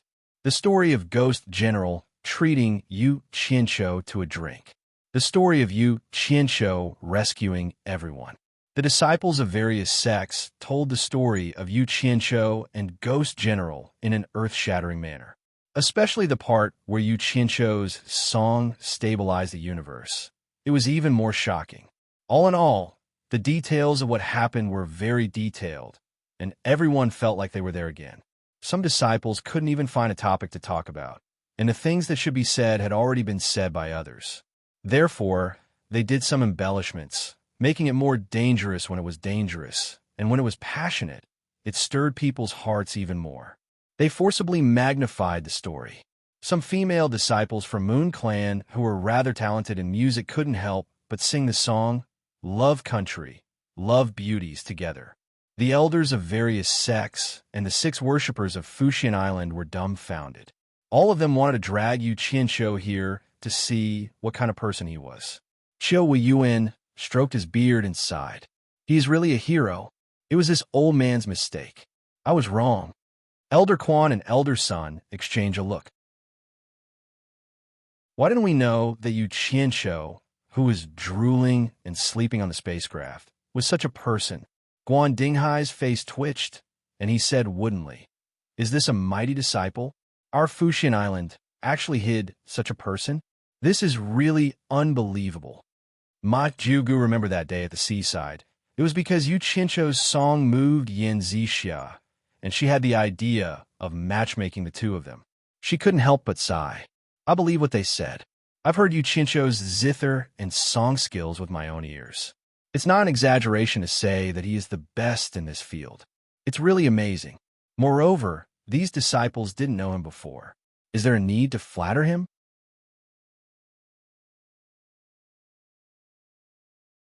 Chapter 125. At this time, Yu Qianshou naturally did not know that the disciples of the 6 major sects were praising him as brightly as a big red flower. He also did not know that the 6 major sects had decided to end the trial ahead of time. He was still wondering if he could fish for more things in the demon region and slowly spend a month before returning. The 3 saints of Lingwu respectfully led the 6 of them to the top of the mountain. They answered all of Yu Qianshou's questions, and Yu Qianshou finally learned a little about the 3 freaks. The 3 freaks were all demons who had cultivated for more than 2,000 years and had reached the early stage of the tribulation passing stage. The flirtatious woman in revealing clothes was a colorful snake spirit called Hong Sanyang. The yellow-haired old freak was a lion spirit called Huang Erwei from his hairstyle.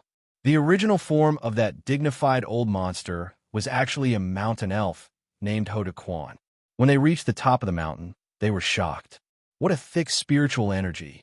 The spiritual energy at the top of the mountain was actually so thick that it could form fog and rain. Yu Qianshou could feel the spiritual energy floating on his skin, mixed with the unique fragrance in the air. He felt as if he was immersed in a rain of perfume. The 3 of you sure know how to enjoy yourselves. To think that you would be able to occupy such a good place. I believe it will be of great help to your cultivation, no? Yu Qianshou said to the 3 freaks with an ambiguous smile. The 3 freaks' hearts skipped a beat. Did he think that the 3 of them were not qualified to enjoy this place? It seemed that they would have to give away this precious place. Hong Sanyang stepped forward and said, "If you're satisfied with this place, the 3 of us are willing to give it to you." Oh. Yu Qianshou glanced at the 2 lumps of white flesh on her chest that even her clothes could not cover. He said indifferently, "Do I look like someone who takes away someone's love?" Hong Sanyang twisted her waist and waved her hands. "That's not what I meant. We are willing to give this place to you." "Is that so?" Yu Qianshou's gaze fell on Hoda Quan and Huang Erwei. He asked, "Do the 2 of you mean the same?" The 2 monsters looked at each other. Hoda Quan said respectfully, "The 2 of us are not good with words. Sanyang's meaning is our meaning." Yu Qianshou thought to himself that it was a pity that he couldn't move this place away. He couldn't stay here for long either. Otherwise, if he cultivated here every day, he believed that he would be able to break through to the late stage of the Foundation establishment realm very quickly. Thinking about it, he still felt sorry for them. He waved his hand and said, "I appreciate your kindness, but there is no need." The 3 freaks exchanged glances and thought to themselves, Bai Changchun's disciple is really someone who is used to seeing good things. He even looks down on such a good place. All right. Yu Qianshou asked curiously, "Why is there such dense spiritual energy here? Do you know why?" Hong Sanyang smiled a little reservedly and said, The three of us chose to settle down here because we saw that the surrounding trees were tall and dense. Even after staying here for over 1,000 years, we have never seen anything out of the ordinary. Speaking of which, it was strange. Half a year ago, a fragrance suddenly appeared out of nowhere. Following that, the spiritual chi became more and more abundant, resulting in the current situation. Otherwise, with our cultivation levels back then, we wouldn't have been able to occupy a place like this. Yu Qianqiu nodded. After thinking about it, it made sense.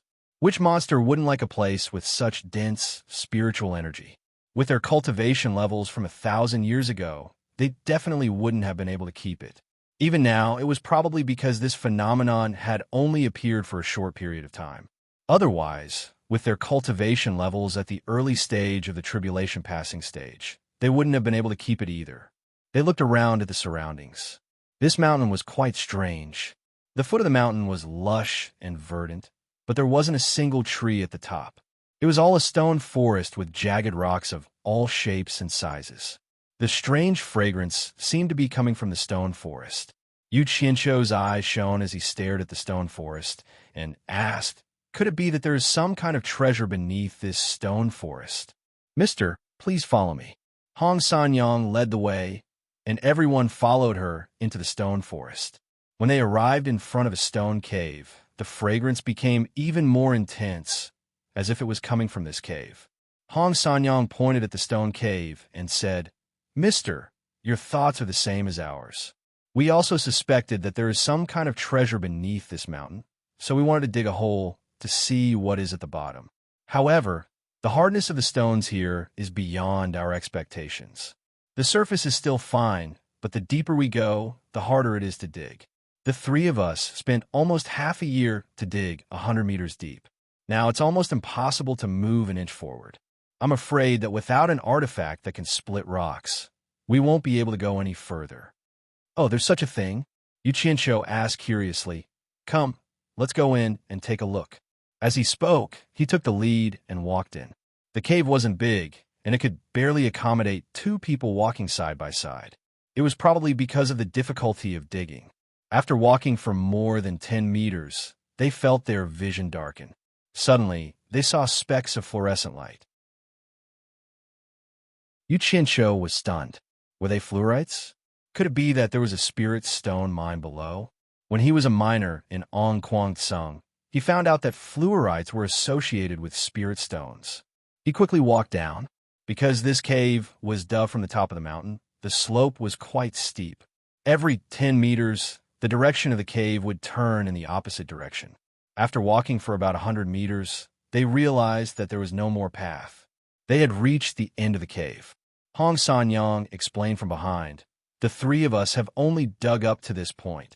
Yu Qianqiu nodded. He made a hand seal, and the 3 cold lights on his body quickly shot towards the stone wall. A series of ding-ding-dang-dang sounds were heard. When the flying swords returned, they discovered that the series of attacks only left a bunch of white spots on the stone wall. They couldn't even make a few small holes.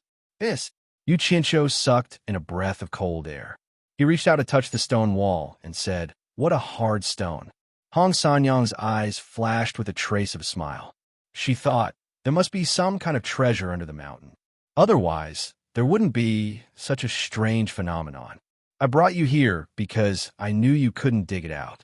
In the future, the 3 of us will dig it out, and the thing below will still be ours. Yu Qianqiu pinched his chin and looked at the stone wall for a while. Suddenly, he said, "All of you go out first. Without my permission, no one can come in. Hong Sanyang, the 3 of you take good care of my friends. If they lose even a single hair, you can think of the consequences yourself." His last sentence was very cold against the blue fluorescent light in the cave. The 3 saints of Ling Wu quivered and bowed to accept the order. On the other hand, Ko Shuahua and the others were secretly muttering, "We are disciples of the same sect. When did we become your friends?" However, they were in a dangerous situation, and they weren't stupid. Yu Qianqiu's words must have a deeper meaning, so they could only make up their minds to cooperate. Yu Qianqiu waited until there was no more movement behind him. After confirming that everyone had left, a pair of gloves appeared in his hands. It was the mountain-piercing claw that had once helped him steal spirit stones. After putting on the gloves, Yu Qianqiu stroked his shiny black claws and muttered with a smile, "A magical treasure that can split mountains and split rocks? I happen to have one here. I want to see what's down there. It's actually protected by such hard stones. Don't let me down." Swoosh, swoosh. Claw shadows danced in the air, and the iron-like stone walls began to crumble. Accompanied by an uncontrollable smile on Yu Qianqiu's face, he went deeper into the cave. After half a day, Yu Qianqiu didn't know how deep he had dug, but it was enough to reach the bottom of the mountain. This was because the mountain wasn't high to begin with. It was estimated to be only 200 to 300 meters high. Apart from the nearly 100 meters that the three monsters had dug, he estimated that he had also dug 200 to 300 meters. Thinking of this, Yu Qianqiu couldn't help but curse. F***CK? 3 idiots. Don't you know to dig from the bottom of the mountain? Why did you have to dig from the top? You made me work for so long for nothing. After cursing, he swung his claws again. Suddenly, he felt relaxed as a purple light squirmed in the hole in the stone wall. Yu Qianqiu was overjoyed. He clawed a few times and dug a hole that he could crawl through. First, he stuck his head in to take a look. What he saw stunned Yu Qianqiu, and he almost drooled.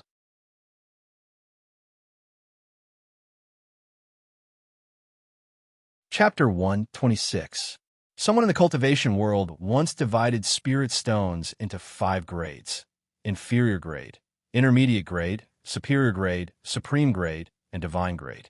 Yu Qianqiu had seen and used the first 3 grades, and there were many in Utopia. As for supreme grade, he had only heard that it was a purple grade spirit stone.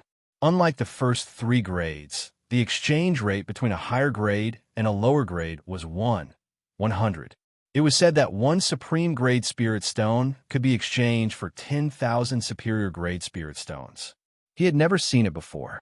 It was only when he saw Ghost General's purple wine cup that he realized the existence of supreme grade spirit stones in this world. Some people said that inferior grade spirit stones were mostly used by commoners in the cultivation world, while intermediate grade spirit stones were mostly used by the rich and powerful. According to the first 2 metaphors, the amber gold superior grade spirit stones symbolize the royalty among spirit stones, while the purple supreme grade spirit stones symbolize the emperor among spirit stones. As for the higher grade, divine grade spirit stones, no one seemed to have seen them before. Some people said they were red, some said they were black, and some said they were 7-colored. In short, there was no conclusion. Yu Qianqiu had just crawled out of the cave when he fell flat on his face due to being distracted. He shook his head, and his eyes shone with purple light as he crawled up nonchalantly. He swallowed his saliva and mumbled, "Cake seller. I'm not dreaming, am I?" What did he see? In front of him was an amethyst palace. It was a medium-sized cave filled with amethysts that shone with purple light. This was a world of amethysts. No, not exactly. In the center of the amethyst palace, several crystal bamboo shoots formed by amethysts surrounded a black crystal. The black crystal was about 3 meters in diameter, and it was covered with black crystal teeth like a hedgehog protecting itself. It emitted a faint black glow, suppressing the purple light in the hall. It was filled with an unquestionable dominance. Yu Qianqiu felt like he was in a fantasy world. He broke off a piece of amethyst from the side in disbelief. The crystal lay in his palm. Its shape and size were no different from ordinary spirit stones, except for the difference in color. He then leaned on the amethyst wall to observe. As expected, there were very regular cracks. Breaking off a piece would naturally be the same size and shape as a spirit stone. This might be the special characteristic of spirit stones. He held a purple crystal in each of his hands and activated his cultivation technique. Boundless spiritual energy gushed out from the 2 little guys. Holy shit, it really is a supreme grade spirit stone. Yu Qianqiu casually tossed the purple crystal aside with his 2 hands. The purple crystal let out a crisp ding-dang-dang sound. Wah, I'm rich. Wah, I'm rich. Yu Qianqiu suddenly raised his head and laughed maniacally. He laughed so hard that tears were about to come out of his eyes. With a flash, he directly rushed into the Amethyst Palace, rolling and crawling all over the place. We saw Amethyst Bamboo shoot. He hugged and kissed it madly.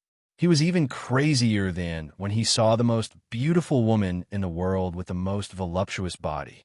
In the end, extreme joy turned to sorrow.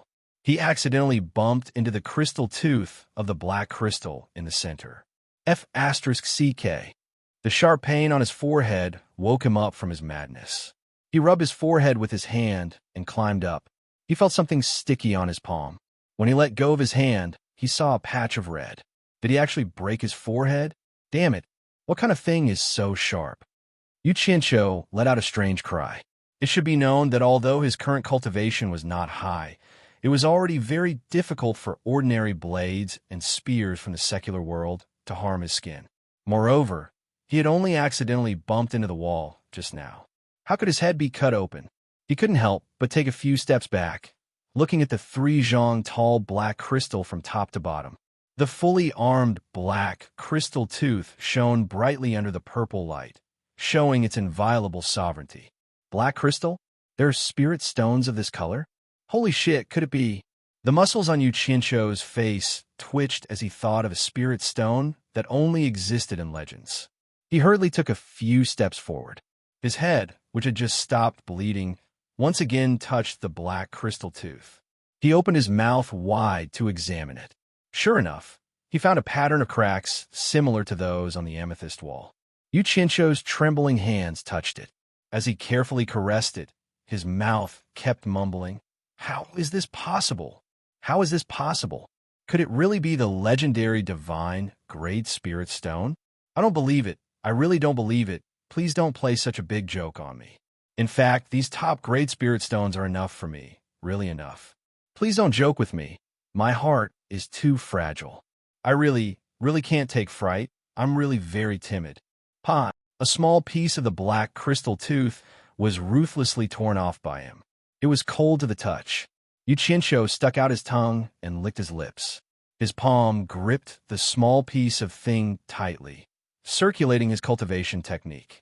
Suddenly, a surge of spiritual energy surged into his meridians like a raging sea. Yu Qianqiu let out a miserable scream. His palm loosened, and the small piece of black crystal fell onto the amethyst floor. Yu Qianqiu's teeth chattered from the pain. He couldn't even lift his arm. He didn't expect that such a small piece of black crystal could contain so much spiritual energy. With a little more absorption, it was like an ocean pouring into a river. Even the ladders on both sides of the river were about to be washed away. Just like that, the meridians in his arm were already injured. Oh my God, absorbing spiritual energy actually damaged my meridians. This is simply unheard of. Yu Qianqiu gritted his teeth and muttered. But right now, he was in pain and happy at the same time. Without a doubt, the black crystal in front of him was really the legendary divine Great Spirit Stone. But wasn't this the legendary Spirit Stone used by immortals? How could it be found in this demon domain?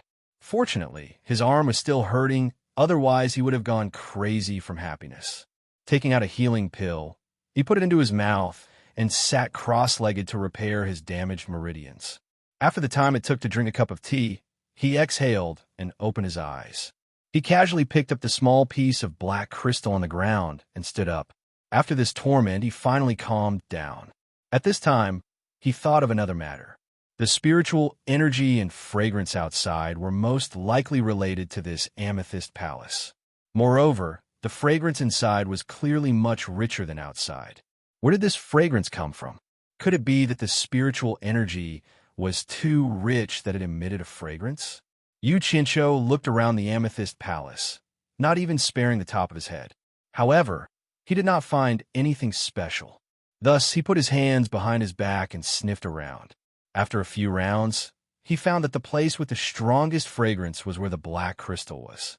But when he stuck his nose to it, he could not smell anything. What was going on? Taking a few steps back, his nose twitched. Feeling the flow of the fragrance in the air, Yu Qianzhou's gaze fell on the top of the black crystal.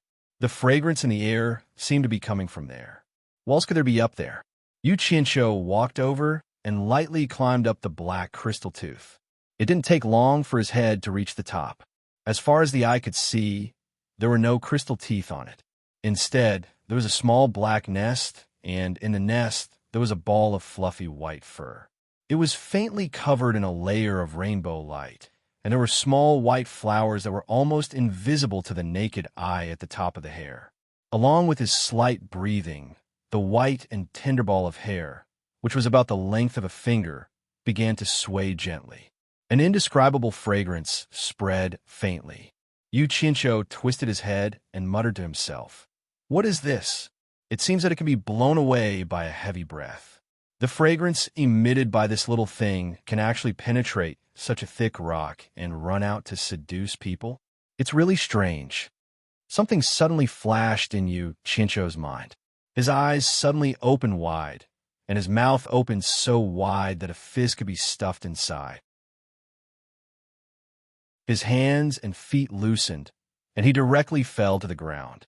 He was not aware of the pain of falling at all. He lay on the ground with his legs spread out, motionless.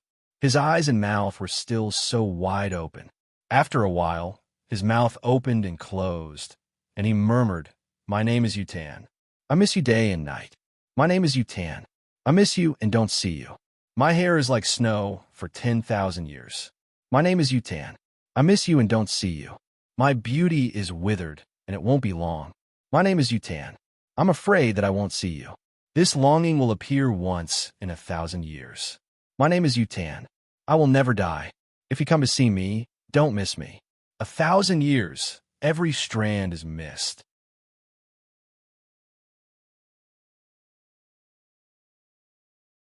Chapter 127. The elixir recipe Jade disc recorded 10 top-notch spirit herbs with the most miraculous effects. These 10 spirit herbs were listed as spirit herbs that shouldn't appear in the mortal world. For such a good thing, Yu Qianzhou naturally read it very attentively. Among them, there was a spirit herb called a dumbura flower. The record and description of it in the Jade disc was exactly the same as the white velvet flower that he had just seen. There was a story recorded in the Jade disc. It was said that there used to be a beautiful god named a dumbura flower. She was the daughter of a god king, but she and an ordinary god fell in love. Her father didn't allow it and wanted to separate them. In the end, the two agreed to elope and meet again somewhere in the mortal world. They said that they would not leave until they meet. In the end, a dumbura waited in the mortal world for 10,000 years, but her lover didn't come. Because she privately went to the mortal world, she was injured in the process and couldn't live forever. 10,000 years later, a dumbura was already old and beautiful. Before she died, she turned into a strange flower, which was the dumbura flower. She left a message on the stone wall for her lover, which was what Yu Qianzhou had been muttering. Yu Qianzhou didn't believe this legend, but it also proved that this flower was extraordinary. The Jade disc recorded that the dumbura flower was in the shape of white velvet. Every 1,000 years, it would only grow a single strand and bloom into a small white flower. As long as there was no external force to destroy it, as long as a single strand grew, it would never wither. Mortals could stay young forever after consuming a little flower. Its healing effect was unparalleled in the world, and it could heal the dead. Of course, this was just a metaphor. How could the dead be revived? However, as long as there was still a breath left, it could indeed be saved. "I'm really lucky," Yu Qianzhou murmured. He stood up in a daze and looked around the amethyst palace. After a while, he suddenly hugged an amethyst bamboo next to him and burst into tears. He had never cried like this since he came to this world. Yu Qianzhou's face was covered in tears. He had never cried like this before. Why is my life so bitter? If only I could send the entire Amethyst Palace to Utopia. How beautiful and good the Amethyst Palace would be. Do I really have to break it up and send it over? This is something that can't be seen even once in 1,000 years. Boo-hoo. It turned out that Yu Qianzhou was crying because his cultivation level was not high enough, and he did not have the strength to send such a huge palace into Utopia in one go. The thought of having to dismantle this treasure made in heaven really made his heart ache. But no matter how much his heart ached, he still had to break them up and send them away. Since he had already dug a hole in the ground, wouldn't it become someone else's property if it stayed here? Yu Qianqiu waved his sleeves to wipe away the tears on his face. His divine sense immediately contacted by Sujin of Utopia and said, "Big sister, I'll have to trouble you with something. Quickly go to a hidden place at the bottom of the valley and set up a formation.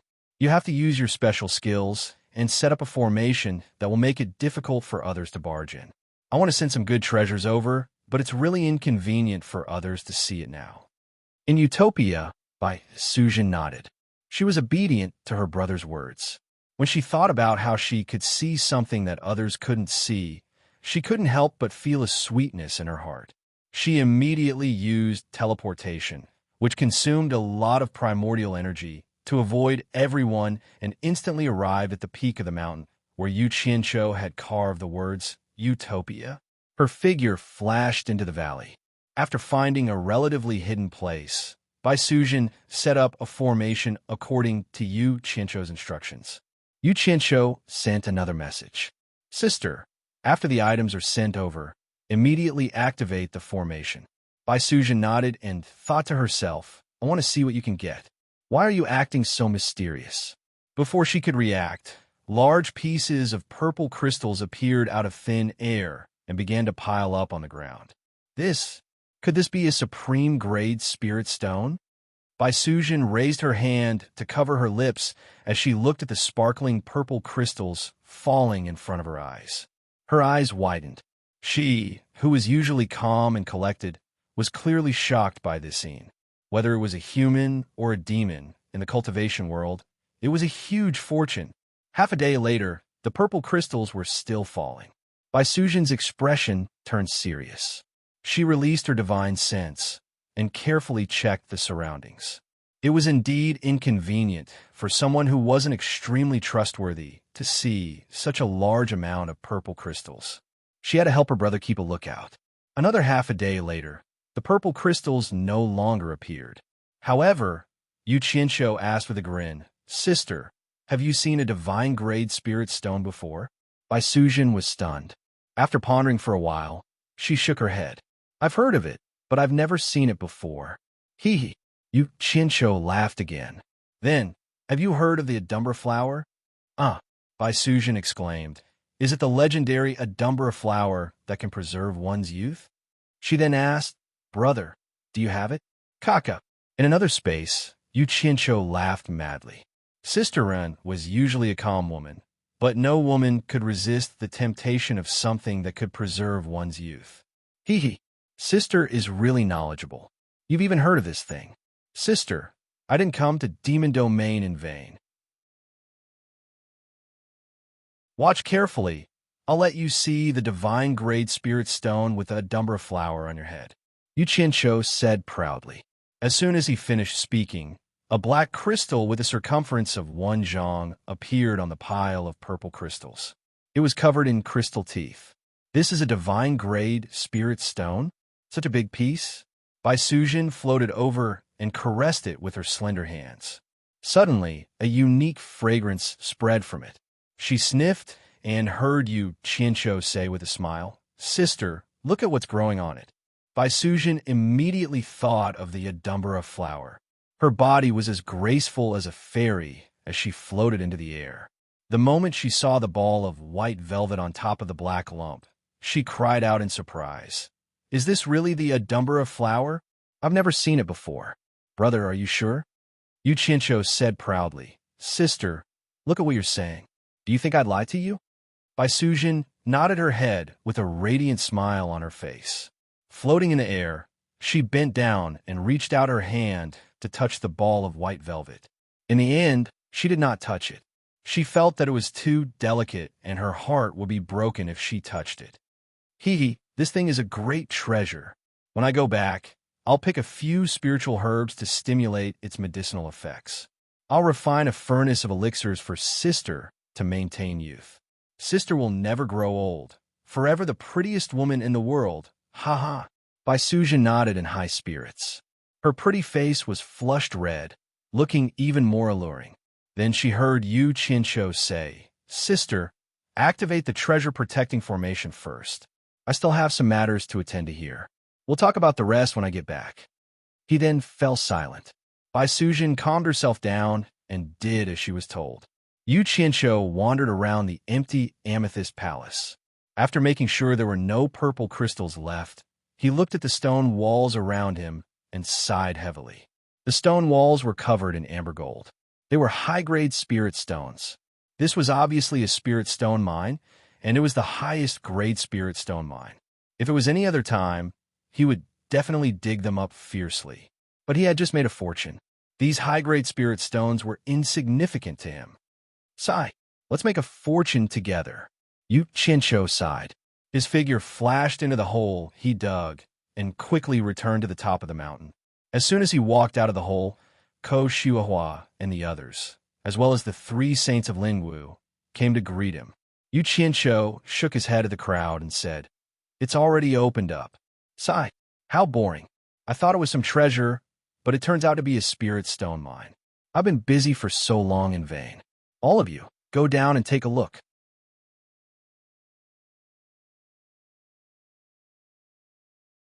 Chapter 128. Xiao Wanqing and the other 2 girls had never seen a spirit stone mine before, so they immediately hopped into the cave. The 3 sages of Lingwu looked at each other in confusion. It had only been 2 days? The 3 demons estimated that the place where they had dug was not far from where they had dug. Otherwise, how could they have dug it so quickly? Ko Shuahua and Gu Qingyun also followed the 3 demons in. As they ventured deeper into the cave, the 3 demons became more and more alarmed. They walked all the way to the spirit stone cave at the bottom. Calculating the distance between them and the cave, it was more than 300 meters deep. The 3 of them had spent nearly half a year to dig 100 meters, but Yu Qinsho had dug more than 300 meters in less than 2 days. How could they not be shocked? Therefore, the 3 demons were even more in awe of by Changchun's disciple. Wow! Xiao Wanqing and the other 2 girls kept exclaiming, So many high-grade spirit stones. All of them are high-grade spirit stones. 3 pairs of white and tender little hands kept stroking the stone wall. Their eyes were full of little stars. Ko Shuahua and Gu Qingyun were also amazed. Admittedly, they had never seen a spirit stone mine before. Secondly, they had never seen so many superior-grade spirit stones exposed on the stone wall. The amber gold shone brightly, clearly tempting people to come and pick them. Then Yu Qinsho, who slowly walked into the cave, laughed and said, I'll give you 20 days. How much you can dig will be yours. I think the 3 sages of Lingwu are not such stingy people. When he said the last sentence, he looked at the 3 demons. They were indeed a little unwilling to give away so many superior-grade spirit stones for nothing. Hoda Quan and Huang Erwei smiled awkwardly. They could not afford to offend Yu Qinsho. On the other hand, Hong Sanyang smiled brightly at everyone and said, Everyone, go ahead and dig as much as you can. I guarantee that you will all be able to take them away. Thank you, Sister Hong, everyone said in unison. After thanking her, they started their own excavation. Even Ko Shuahua and Gu Qingyun pulled out their swords and pried the spirit stones from the stone wall. Xiao Wanqing and the other 2 girls, in particular, seemed to have a grudge against the stone wall. They held their swords and stabbed wildly. Unfortunately, the stone wall was too hard. No matter how he tried, he couldn't pry a piece off. Yu Qinsho, on the other hand, was stunned. He looked at Hong Sanyang and couldn't help but admire her social skills. In just a day or 2, she had already become the big sister of these guys. However, he was quite generous. If it was an ordinary person, they would definitely not be willing to give so many spirit stones to others. For example, the 2 demons, Ho and Huang, had uneasy expressions on their faces. Looking at the meaningful smile on Hong Sanyang's face, then looking at the miserable digging speed of the people from supporting Immortal Island, Yu Qianqiu suddenly came to a realization. It turned out that this woman already knew that they wouldn't be able to dig anything, so she did them a favor at little cost. What a good scheme. You guys go dig as well. Yu Qianqiu walked to the front of the three demons and said with a smile. The two demons, Ho and Huang, chuckled. Originally, they were still a little worried about Yu Qianqiu. Now that they had obtained his permission, there was no reason for them to be polite.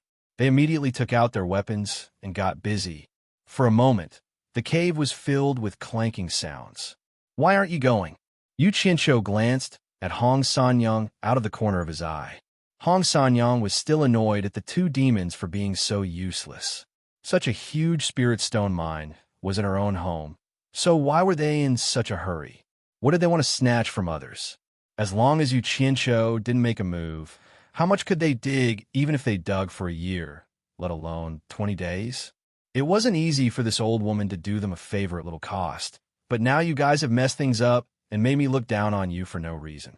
Could it be that building a good relationship with Bai Changchun's disciple isn't more important than these spirit stones? What a pig brain. Hearing Yu Qianqiu's question, Hong Sanyang's expression instantly changed.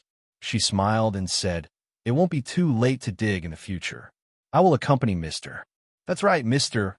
Why aren't you digging for some spirit stones?" "Me digging for it?" Yu Qianqiu snorted in disdain. "I've already taken a big one. Why would I need to work hard for a small one in front of you?" Faced with something that could only be used at crucial times, Yu Qianqiu couldn't be bothered to say anything more. His left hand took out a piping hot roasted pheasant. He had instructed Chun Feng in Utopia to roast it. His right hand held a wine cup and a wine pot, and he leisurely found a place to sit down. He poured himself a cup of wine and took a bite of the meat. He shook his head as he watched the crowd dig for spirit stones. The sight of the girl's buttocks swaying back and forth was indeed a sight to behold. Hong Sanyang was shocked. With her cultivation, she could naturally tell that the roasted pheasant had just been roasted. It would make sense if Yu Qianqiu didn't care about high-grade spirit stones. After all, his sect was extraordinary, so he definitely wouldn't care about these things. But where did this freshly roasted pheasant come from? How could he roast a chicken in his storage bag? That was simply impossible.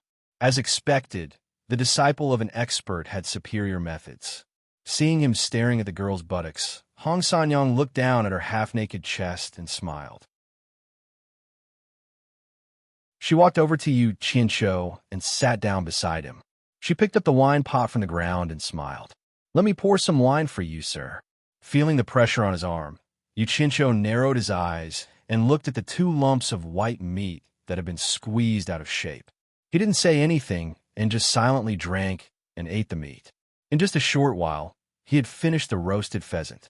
Seeing that there was no reaction, Hong Sanyang felt that it was a pity. If only she could hook up with Bai Changchun's disciple, she wouldn't have to live in fear in the demon region for the rest of her life. While she was in a daze, she suddenly saw an oily hand grabbing towards her full breasts. Just as she was about to be overjoyed, the other party only grabbed and pinched her breasts.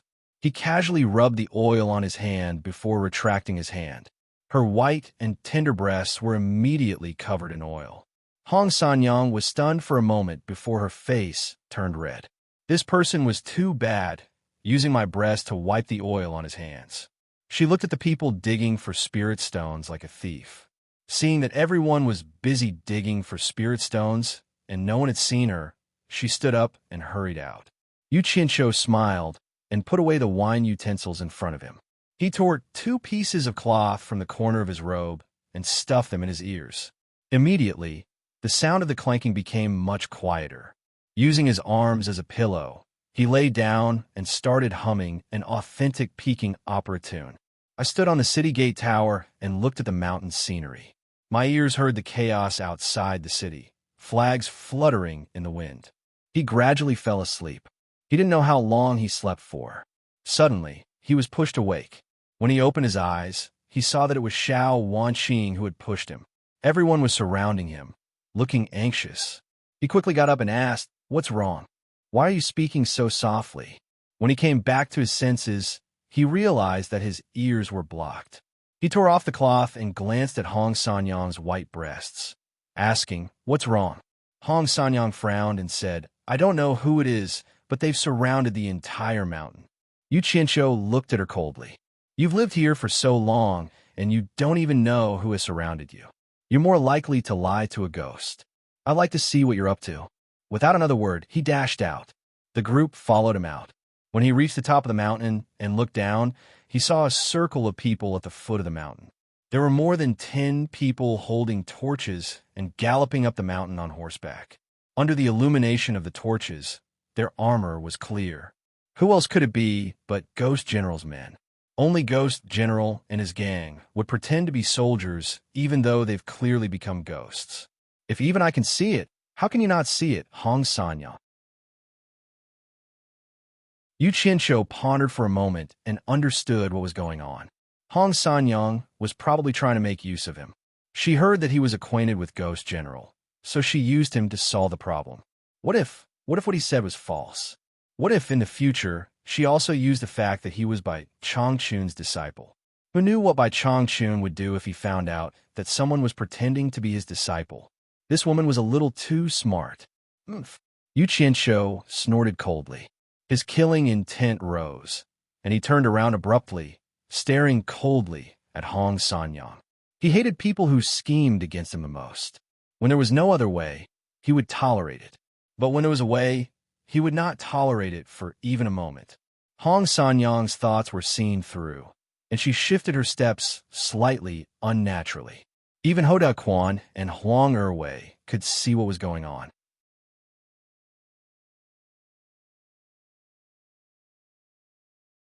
Chapter 129. More than a dozen people dressed like generals rode down the hill, and the leader was the general who looked like Zhang Fei. More than a dozen horsemen lined up in a row, and the 3 saints of Ling Wu were so scared that they took a step back.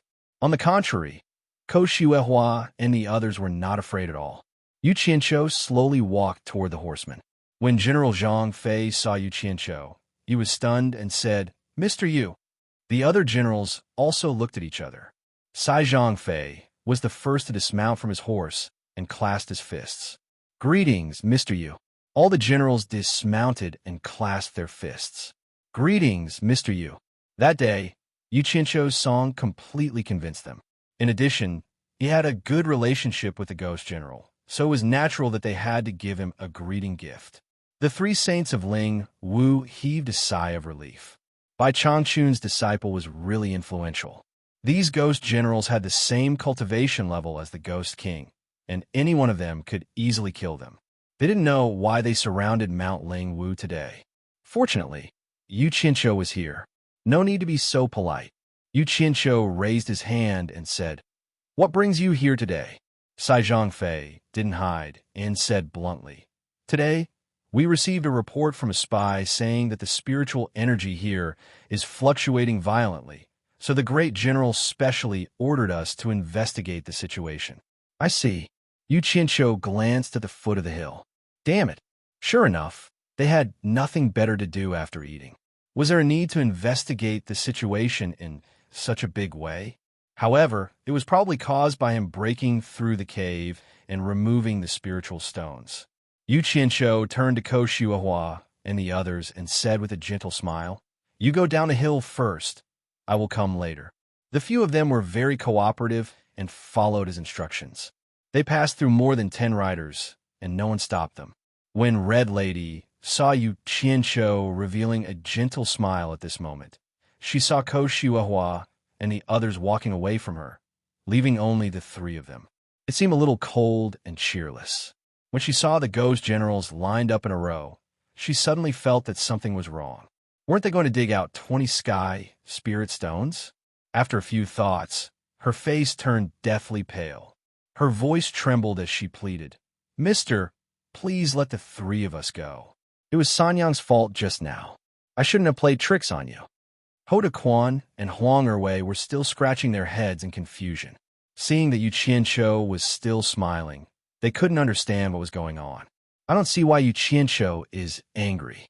Yu Qianqiu turned around and walked towards the generals. The smile on his face instantly turned gloomy.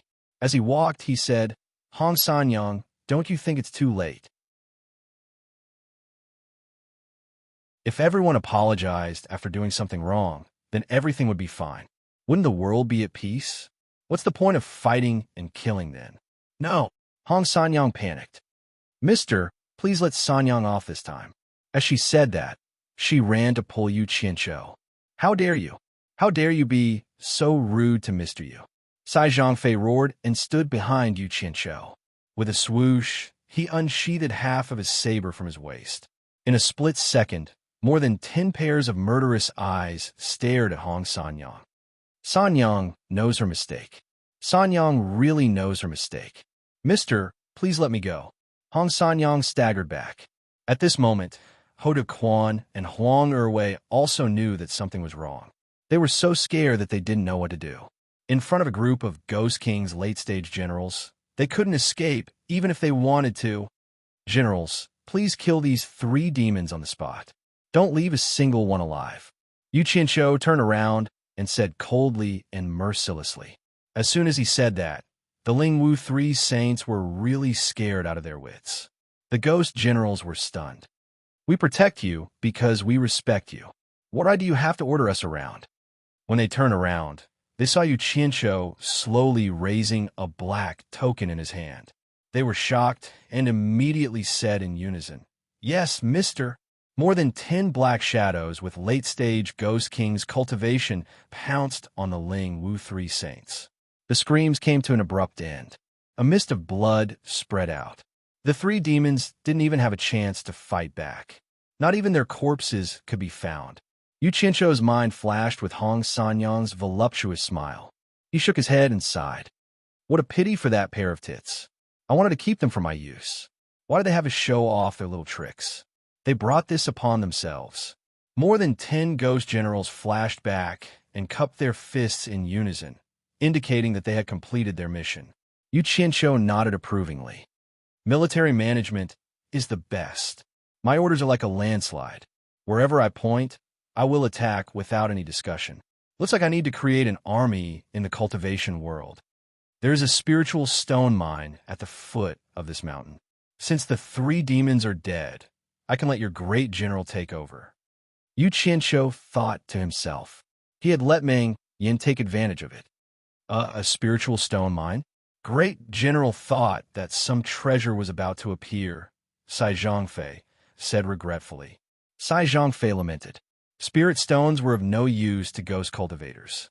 What they needed was yin qi, not spiritual qi. However, he gestured to the people around him, and they immediately spread out to search. Obviously, they wanted to verify if what Yu Qianqiu said was true. Sai Zhangfei turned around and smiled apologetically. Mister, please don't blame me. It's not that I don't believe you. It's just that I have a military mission and I have to be cautious. I was wondering why you made such a big fuss. Turns out that Meng Yin had the intention to steal the treasures. As expected, none of them are good. But you guys are too late. I have already taken all the valuable things. Yu Qianqiu waved his hand and smiled, expressing his understanding. As a soldier, if they couldn't even be careful, then there was no need for them to fight.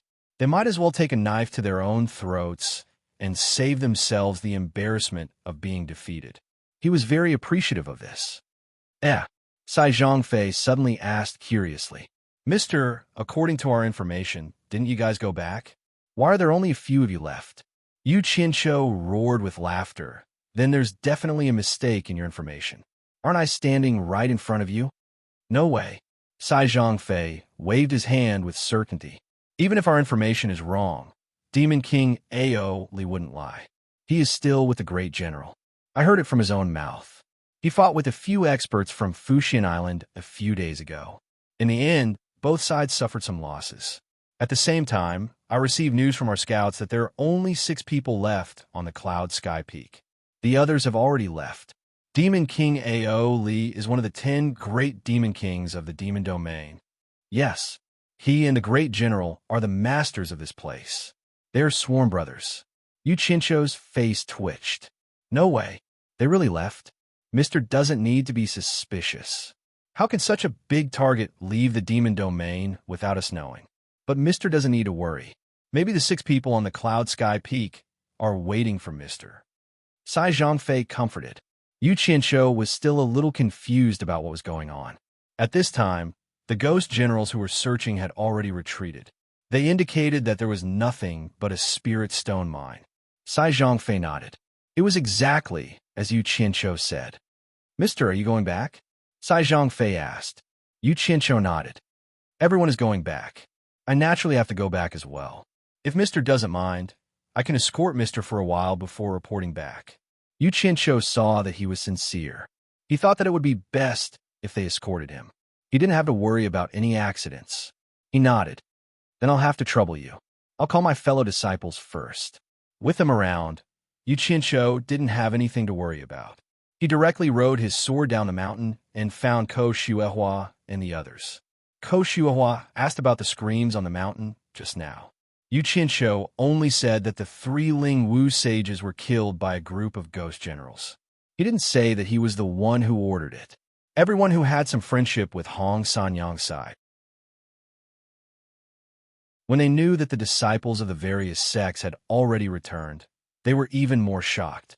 Then, under the escort of Sai Zhongfei and the 4 ghost generals, everyone flew towards the cloud sky peak without any worries.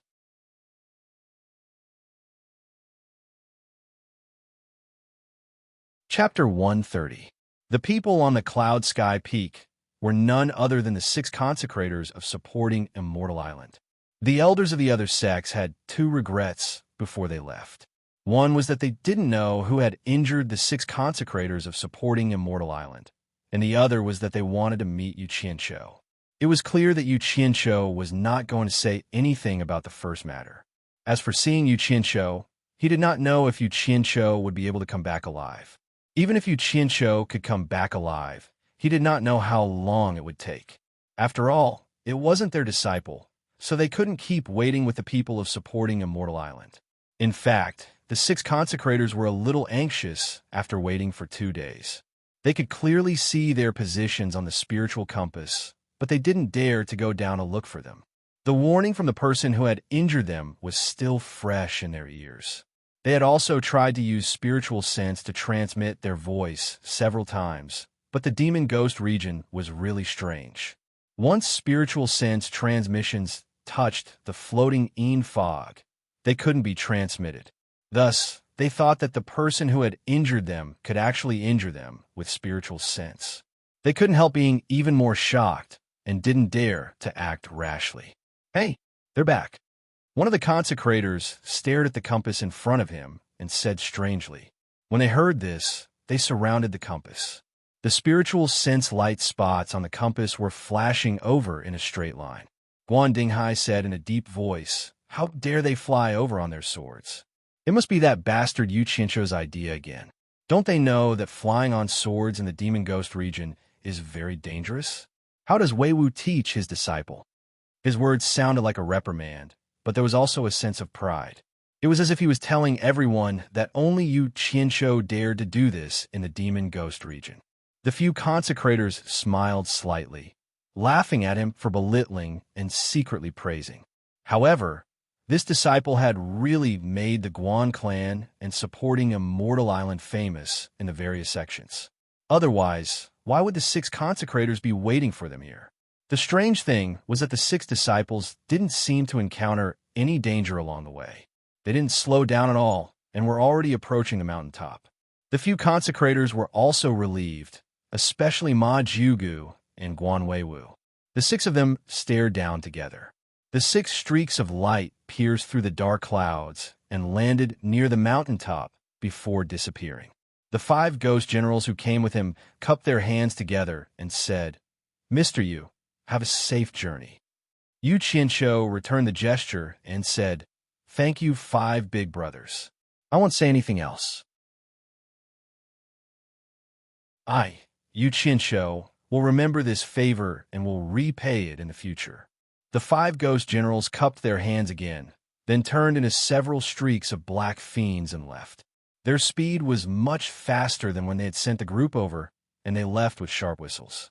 With the cultivation of Yu Qianshou and the others, they could not see the situation at the top of the mountain, but the 6 consecrators at the top of the mountain could see their situation.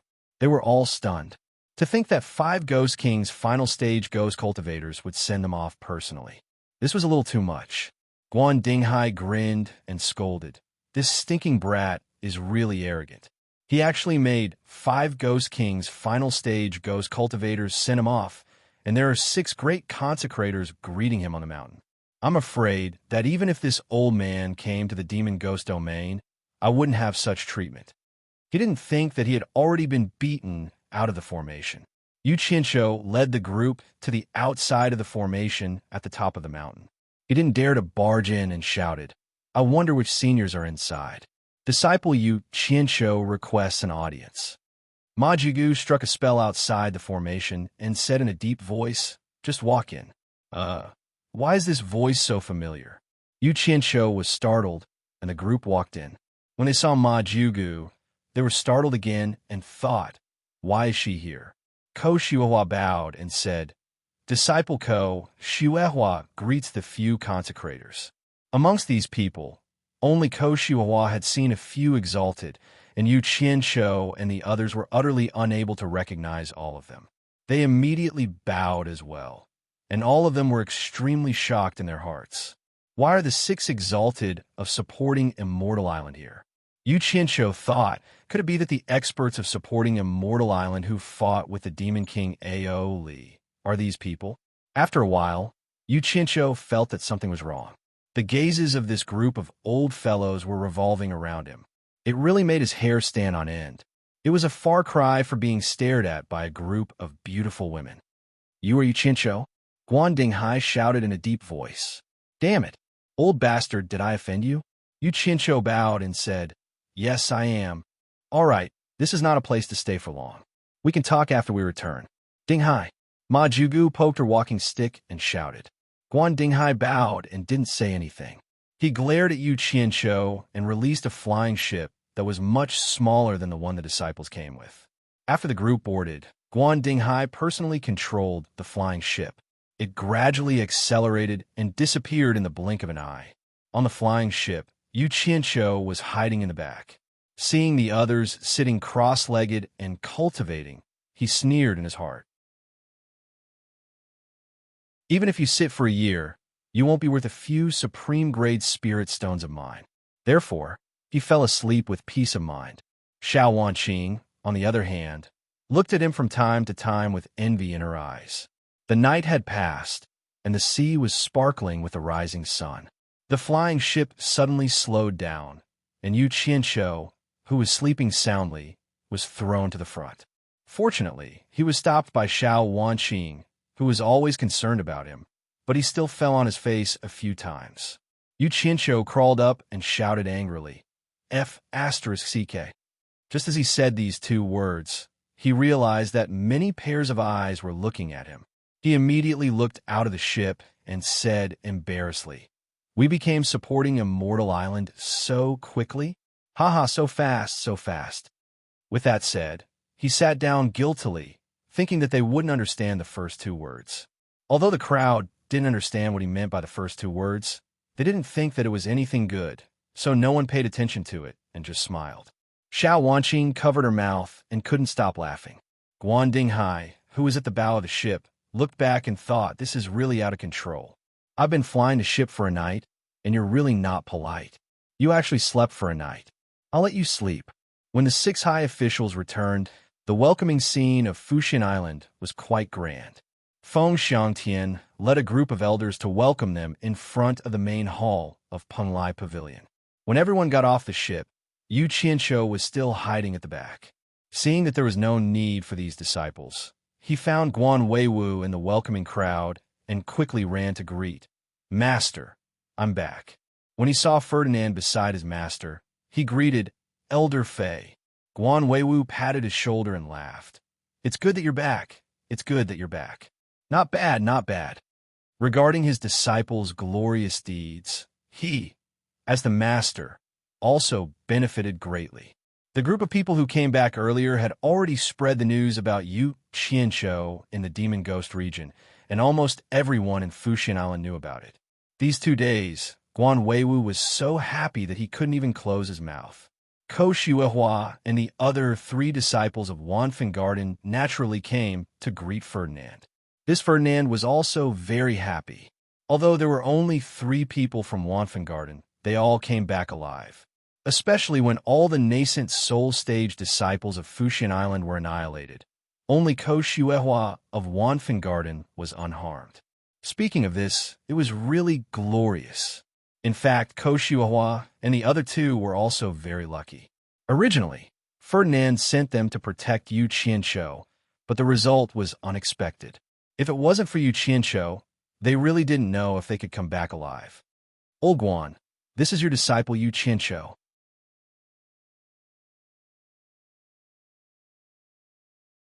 Not bad.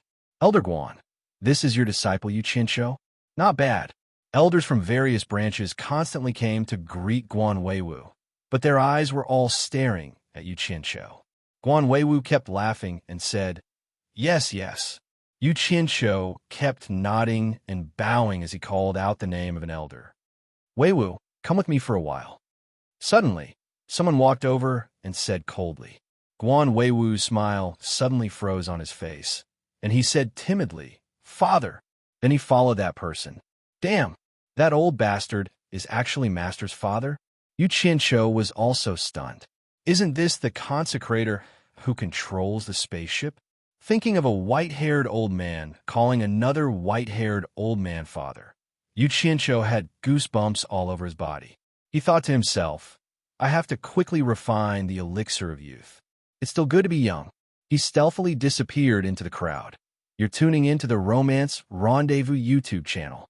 We're so grateful for your support, and don't forget to subscribe to join us on this incredible journey through captivating stories. Your generosity through donations truly makes a world of difference, as it's the primary source of revenue that allows me to expand and enhance this channel for you. Thank you from the bottom of my heart for being a part of this adventure.